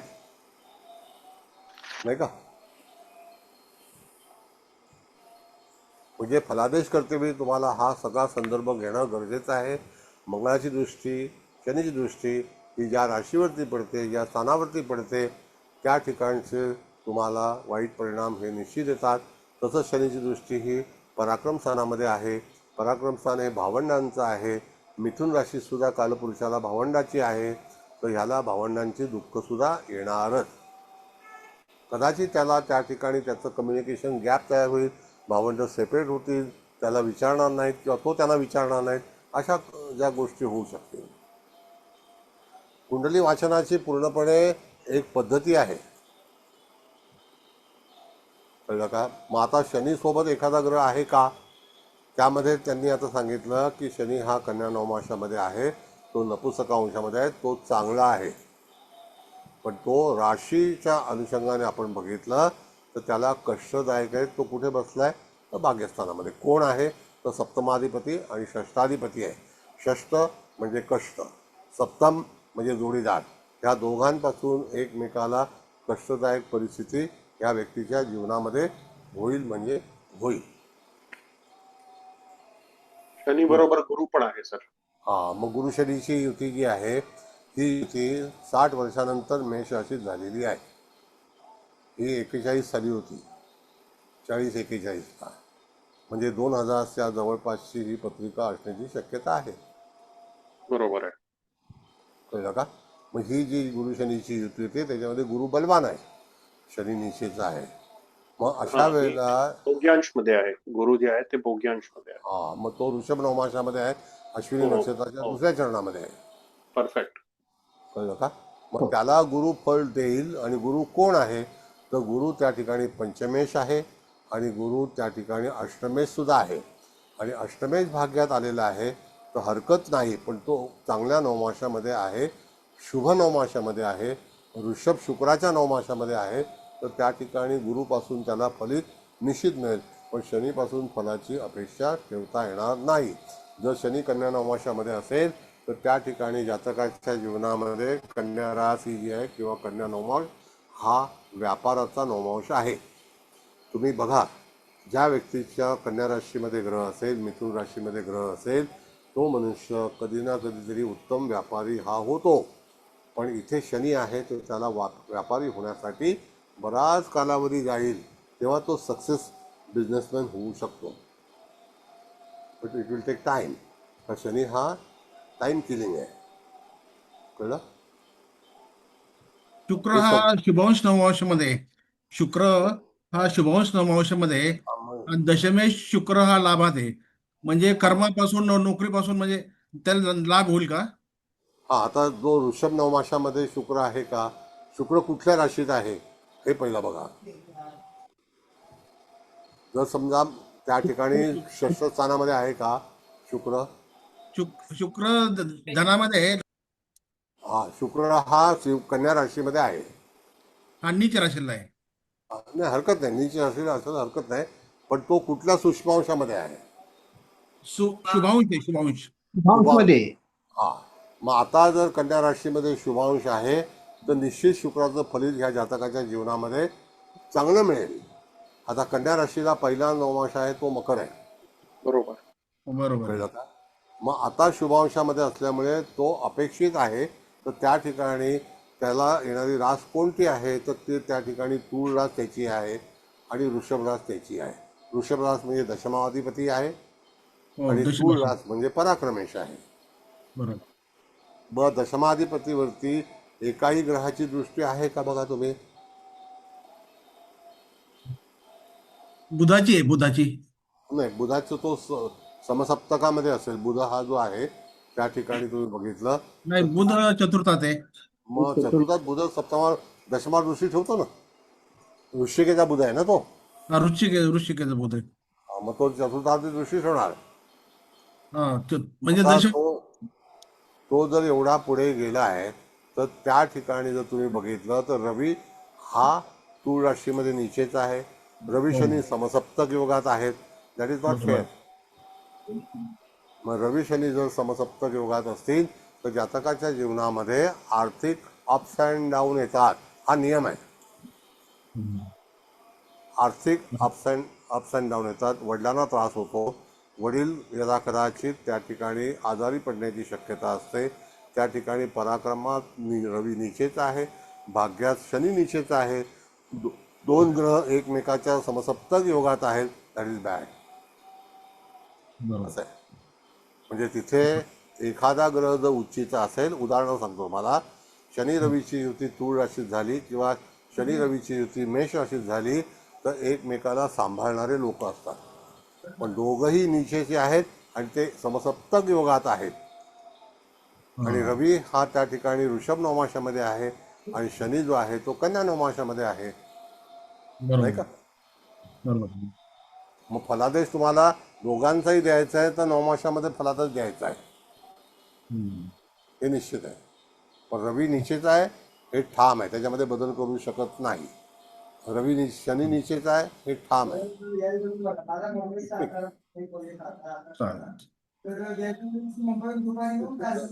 आवाज आवाज आवाज. Okay, thank you. सगळ्या अँगलने तुम्हाला पत्रिका वाचण्याची सवय ठेवणं गरजेचंच आहे. आणखी कोणाला काही विचारायचं आहे का? विचारा, काही हरकत नाही, विचारल्याशिवाय कळणार नाही. हे सगळे संदर्भ आपण घेऊन नंतर पहिल्यांदा जे क्षेत्रकुंडली जी आहे ती आपल्याला पूर्णपणे कंप्लीट केली पाहिजे. आता ही सेकंड राऊंड आहे. हा तर अतिउत्तम शिकायचं आहे.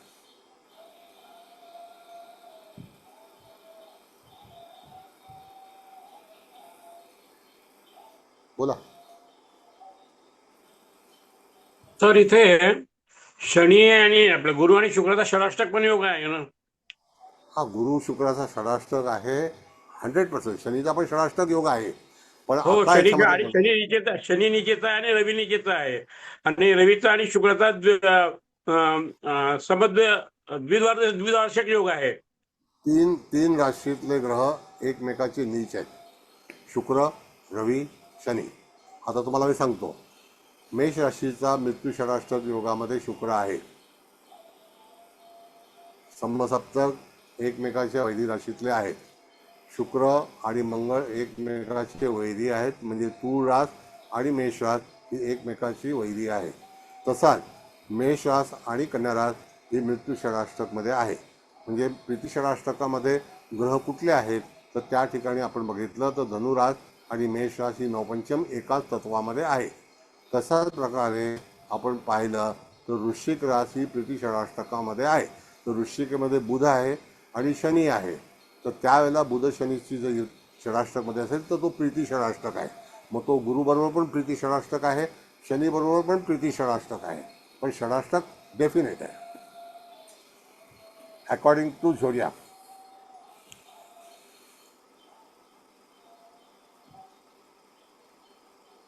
ह्या सगळ्या गोष्टी ज्या आहेत त्या तिथे विचार करूनच तुम्हाला फलादेश देण्याची सवय ठेवली पाहिजे.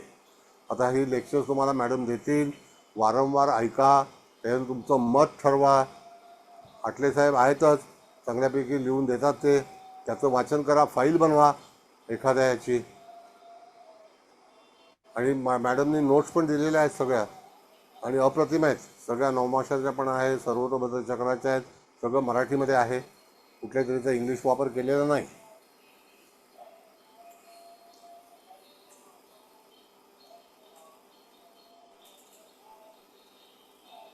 बघा आता कोणी हात वर केलाय तर त्याला काय विचारायचं सांगा.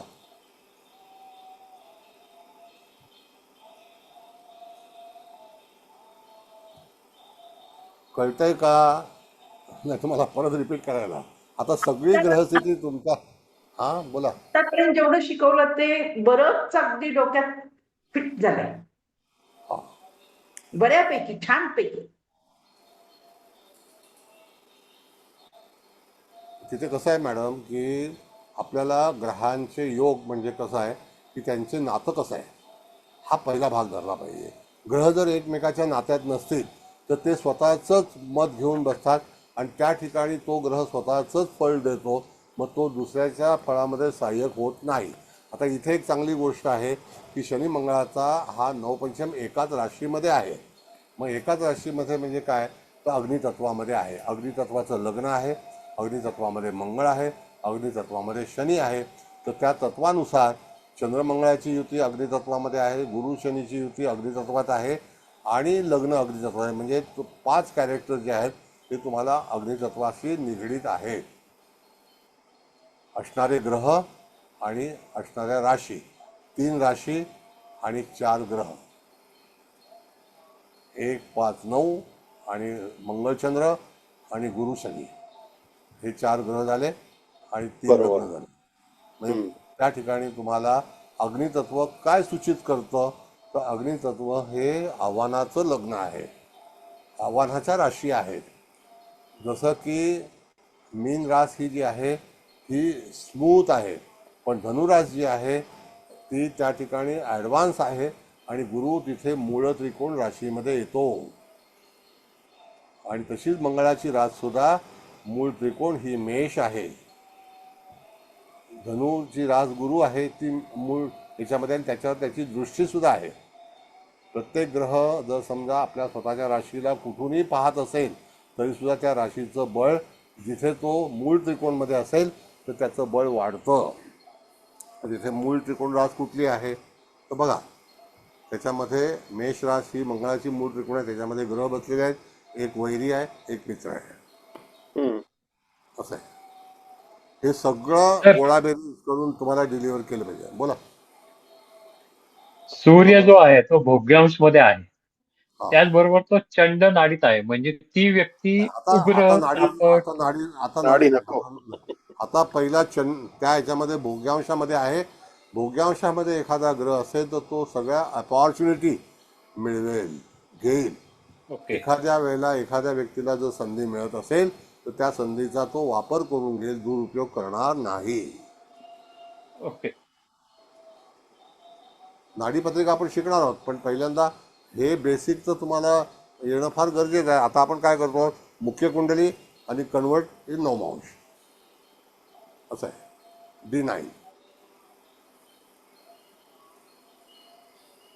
म्हणून D9ला महत्व आहे जास्ती. आता जसं D9 मध्ये समजा शनी चुकीचा नवमांशामध्ये गेला आहे, बुधाच्या नवमांशामध्ये आहे, जरी त्याच्या तो मित्राचा नवमांश असला तरी सुद्धा त्या ठिकाणी आपण बघितलं तर व्यापारा नवमांश आहे, आणि त्या ठिकाणी मिथुन नवमांश असेल तर व्यापारी नवमांश आहे. तर मिथुन नवमांश आता अग्नितत्वामध्ये सुद्धा आहे. तर त्या ठिकाणी कन्या राशीमध्ये शेवटचा नवमांश जो आहे तो कन्या आहे. मग तिथे मिथुन नवमांश कुठे येतो, तो हस्त नक्षत्राचं 3रं चरण. मग तिथे एखादाही ग्रह नाही आहे. म्हणून कन्या राशीतला ग्रह आहे तो पराक्रमेश आहे, आणि त्या ठिकाणी मिथुन राशीमध्ये ग्रह आहे का हे पहा तुम्ही.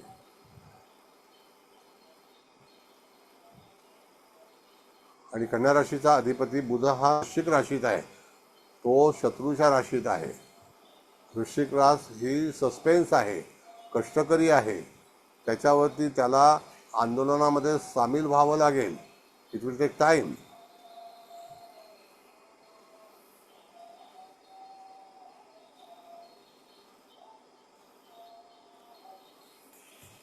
Got it?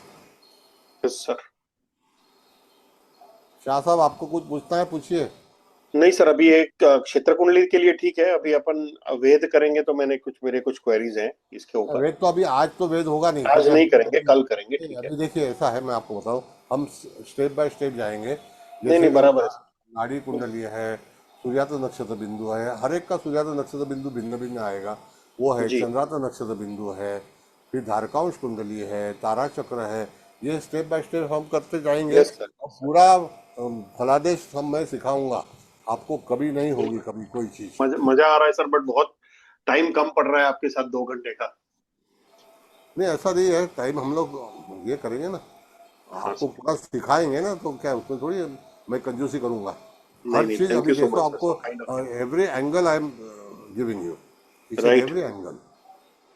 हमको हर तरह से पत्रिका का ये आना चाहिए फलादेश. और क्षेत्र कुंडली जो है वो हमारे जीवन का गाभा है, उससे बिल्कुल. हर जगह. और कोई भी साइंस में आप जाएंगे, ताजिक सीखो, क्षेत्र कुंडली चाहिए ही चाहिए. राइट. चाहे आप जेमिनी सीखो, क्षेत्र कुंडली मांगता ही है. उसके बाद में हम कन्वर्जन करते हैं, हर चीज कन्वर्ट होती है. कोई भी बेस D1 है. D1 है. D1 की तरफ बगैर स्पष्ट ग्रह नहीं आ सकते. राइट. महादशा नहीं आ सकती.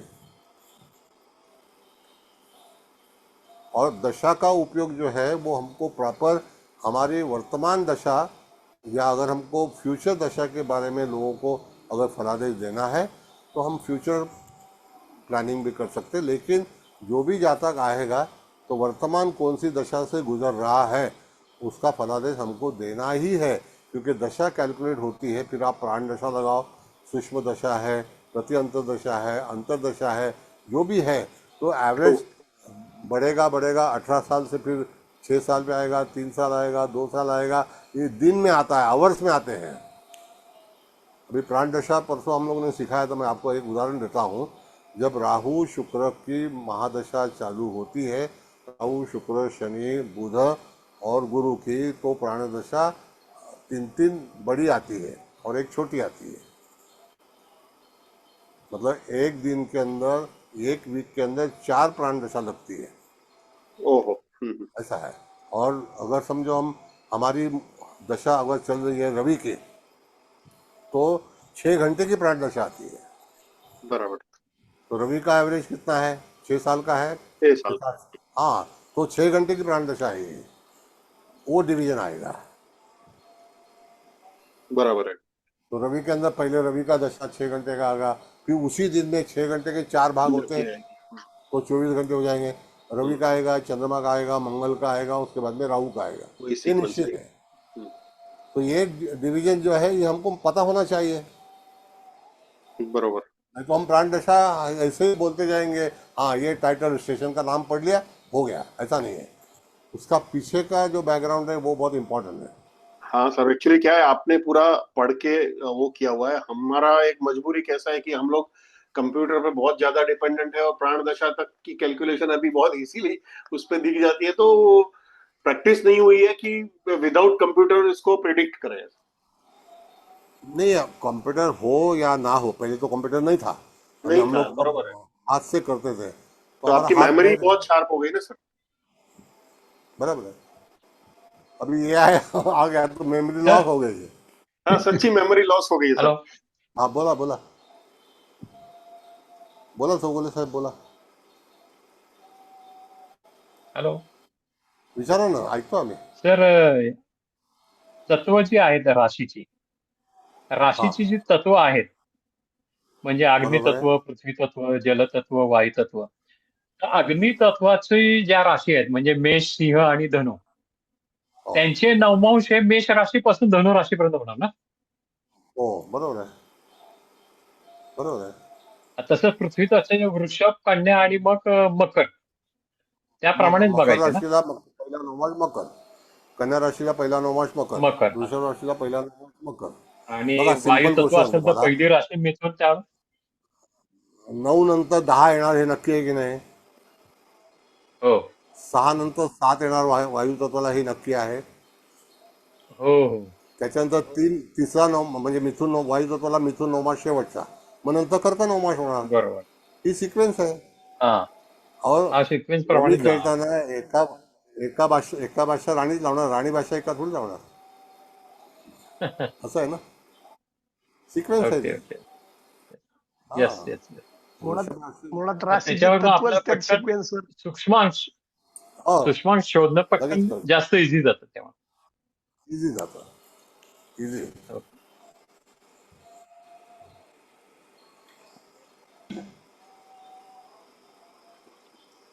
कुबल मॅडम तुम्हाला काय विचारायचं आहे का?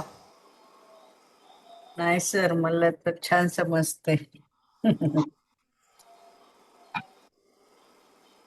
आणखी कोणाला काही कळत नाही का? मी जलद आहे, आपल्याला पहिला नवमास आणि क्षेत्रकुंडली याचं वाचन केल्यानंतर आपण उद्या दुसऱ्या भागाकडे वळणार आहोत, म्हणून आज जे आहे ते विचारून घ्या। तुमचं फाउंडेशन आज आहे, फाउंडेशन नसेल तर इमारत बांधू शकत नाही।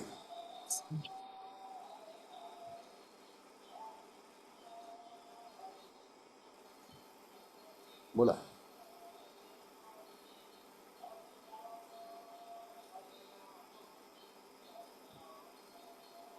उपस्थिती मॅडम फार कमी असते लोकांची, काय बाहेर जातात का? काय फक्त ऐकतात रेकॉर्डिंग?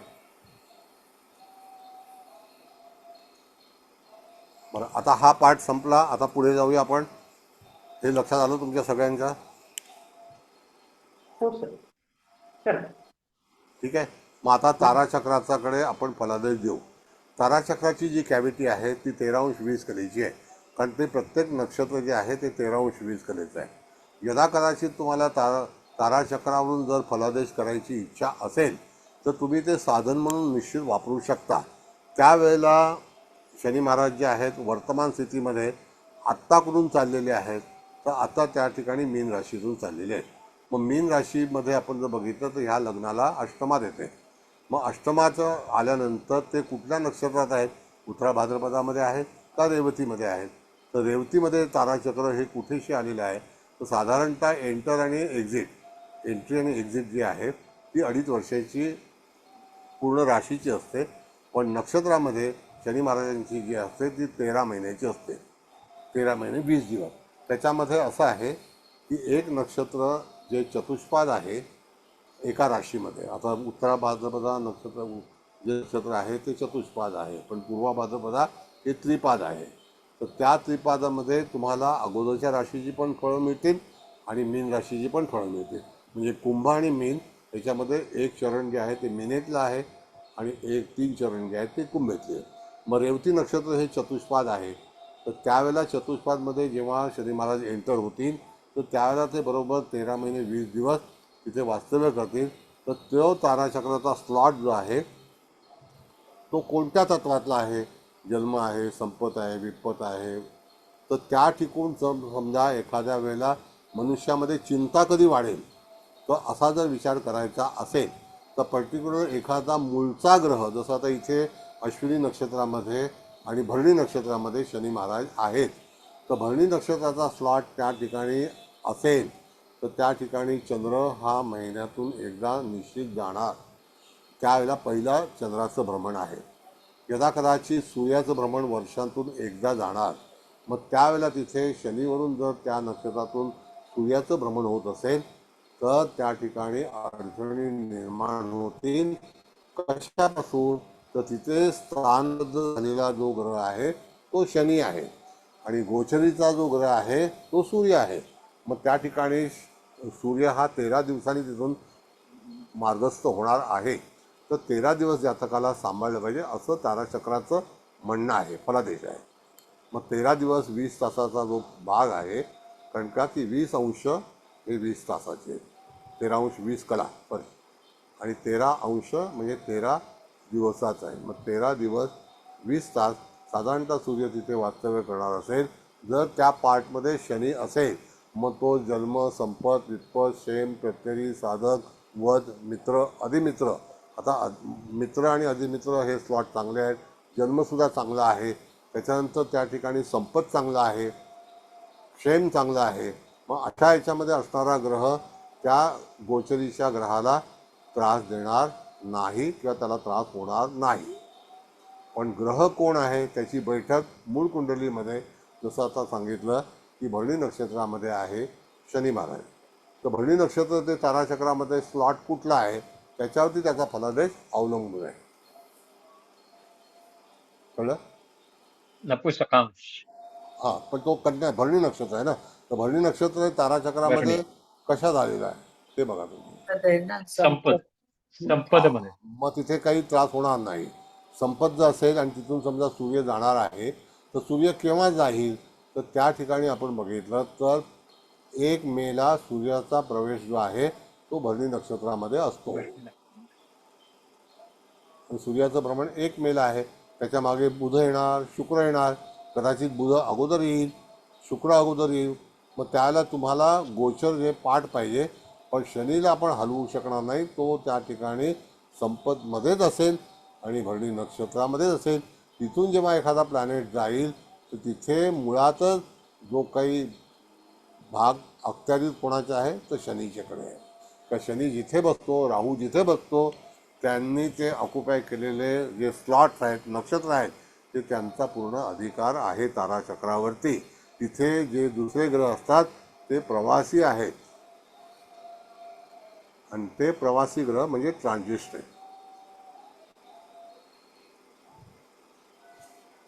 कळलं? हो. हा सगळा संदर्भ घेऊन तुम्हाला ताराचक्र वाचन करता आलं पाहिजे. ताराचक्राची पण सवय ठेवा. जर समजा तुम्हाला एक 10 मिनिटामध्ये सगळं हे करायचं आहे तर ताराचक्रावरून तुम्ही लक्ष ठेवा बाबा हा कुठला कुठला ग्रह तिथून चाललेला आहे. त्याच्यावरती तुम्ही फटकन त्याच्यावरती उत्तर देऊ शकाल विदिन मिनिट. 1 मिनिटं लागेल. मग तुम्हाला पत्रिका पूर्ण वाचन करायचं तर पहिला हा भाग जो आहे तो जातकाला सांगा.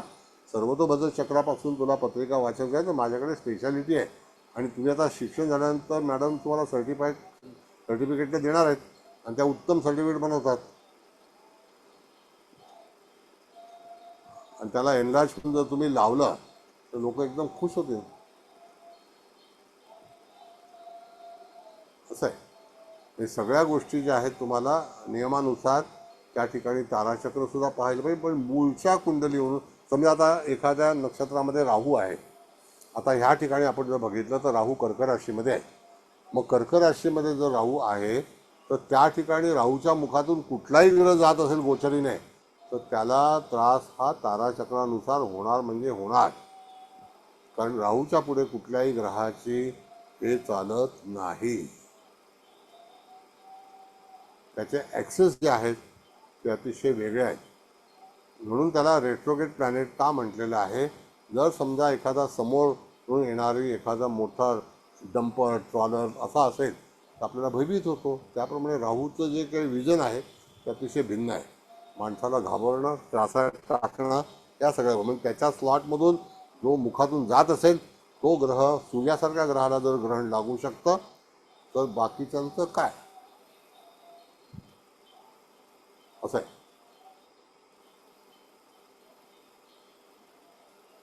या कुंडलीत तो मित्रमध्ये आहे सर, पुष्य नक्षत्र. मित्रमय जरी असेल पण तुला त्याचा ताबा कुठल्या नक्षत्रामध्ये आहे. तो त्या ठिकाणी कर्क राशीमध्ये पुष्य नक्षत्रात जरी असेल तरी सुद्धा त्या ठिकाणी पुष्य नक्षत्र हे पूर्णपणे त्याच्या ताब्यात आहे.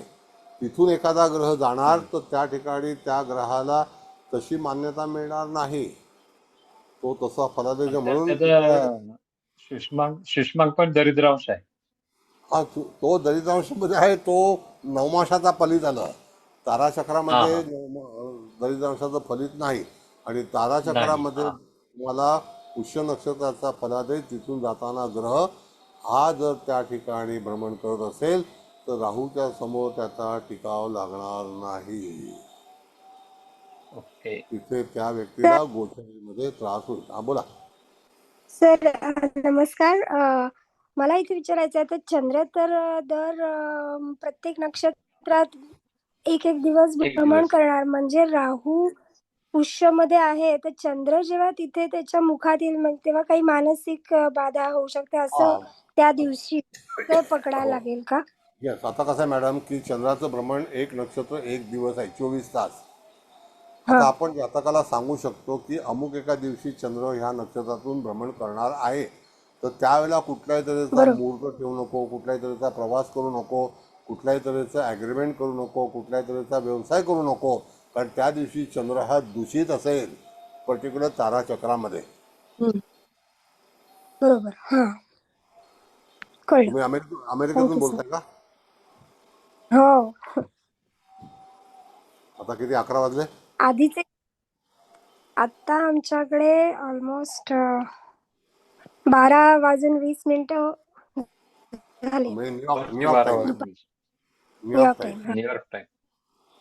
कारण का की लॉस एंजलिसला अजून 9 वाजले असतील. ते 3 तास मागे आहे ना आमच्यापासून. 9 वाजले असतील. हो कारण सूर्याला जायला 6 तास लागतात. बरोबर. कारण बाय रोड तुम्ही बघितलं तर 8 दिवसाचं ट्रॅव्हल आहे सॅन फ्रान्सिस्को ते न्यूयॉर्क. हो पूर्ण टोकच आहे ना दुसरं, त्यामुळे खूप लांब आहे. मी ॲमट्रॅकने गेलो होतो, 4 दिवस लागले ट्रेनला, 5 दिवस. बरोबर. बोला शास्त्राबद्दल बोला. आणि मग आता हे चंद्र सूर्य असेल तर तुम्हाला काहीतरी शारीरिक प्रॉब्लेम येईल का? शारीरिक आहे त्यांचं आरोग्यासंदर्भात काही प्रश्न होतील. आणि दुसरा भाग असा आहे की सूर्य हा कॅरेक्टरचा कारक आहे. शुक्र हा सूर्य जो आहे हा वडिलांचा कारक आहे. शुक्र आपली प्रतिष्ठा आहे. तर कदाचित त्या काळामध्ये प्रतिष्ठेला काही डाग लागू शकतो, भीती वाटू शकते, काही चिंता वाटू शकतात. पण त्याचं भ्रमण जे आहे मॅडम ते 13 दिवस 20 तासाचं आहे हे निश्चित आहे. त्याच्यामध्ये सूर्याची गती ही कधीही मायनस होणार नाही. सूर्याची गती ही रेग्युलर 59 कला 59 वी कला ही निश्चित आहे. बरोबर. ठीक आहे. Thank you sir. तुम्हाला नंबर दिला तर मॅडमशी बोलणं झालं होतं तुमचं? मी मॅडम कडनंच ऍक्सेस घेतला की त्यांच्याशी मी बोलले आणि मग हा क्लास जॉईन केला. तर मी तुम्हाला नंबर पाठवला होता व्हॉट्सअपला. हो मी त्यानंतर त्यांना कनेक्ट झाले आणि मग त्यांनी मला पुढचं सगळं सांगितलं काय करायचं. थँक्यू. थँक्यू.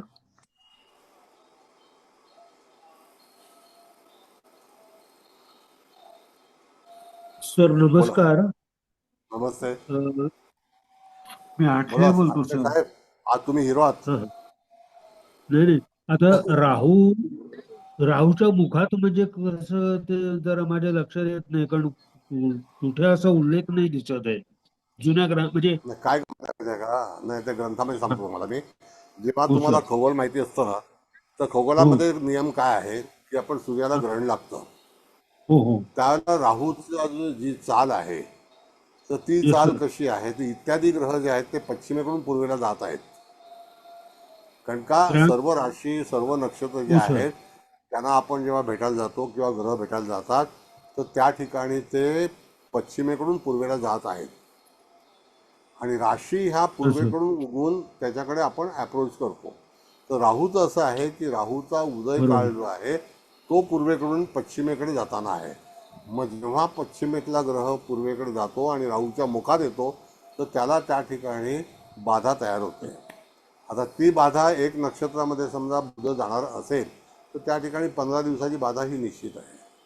शनी जाणार असेल तर त्या ठिकाणी 13 महिन्याची आहे. बरोबर सर. मग तो त्या ठिकाणी प्रेतशाप योग होतो. हो मंगळ सर. जाणार असेल तर अंगारक योग होतो. मंगळसुद्धा एक नक्षत्रामध्ये साधारणतः नाही तरी 16 दिवस 17 दिवस वास्तव्य करतो. ती गतीवरती अवलंबून आहे. हो सर. असं येस आहे. सर. मग त्या ठिकाणी तुम्हाला कसं आहे की काही वेळेला आपली पुस्तकं जी आहेत ती अपुरी आहेत. तुम्ही जर हो सर. पुराणातल्या ग्रंथाचा जर अभ्यास केला तर तुम्हाला आढळेल की खरोखर राहूची गती कशी आहे. त्याच्यामध्ये मूल राहू आहे, ध्रुव राहू आहे, असं आहे ना. हो सर. बरोबर सर. कधी कधी याच्यामध्ये राहू हा मार्गी दाखवलेला आहे. हा काही सर. हा मार्गी दाखवलेला आहे. कारण हो त्यावेळेला सर. चंद्राची कक्षा जी आहे ती बदलते त्यावेळेला राहू मार्गी होतो. बरोबर मग सर. आपण मून राहू गृहीत धरला तर म्हणजे मीन हो. मीन राहू म्हणतात त्याला. ईदराव हो बरोबर. असं आहे. तर anyway now it is time to live. Any thank you sir. Questions? हां थँक्यू सर. तुम्हाला पहिला थँक्यू करतो. अतिशय उत्तम तुम्ही लिहिताय आणि लोकांना एकदम आमच्या प्रसन्न करत आहात. त्याच्याबद्दल तुमचे शतशः आभार. प्रबोधनाबद्दल प्रबोधन म्हणजे चांगली गोष्ट स्पष्ट व्हावं त्या आहे. Yes yes it is.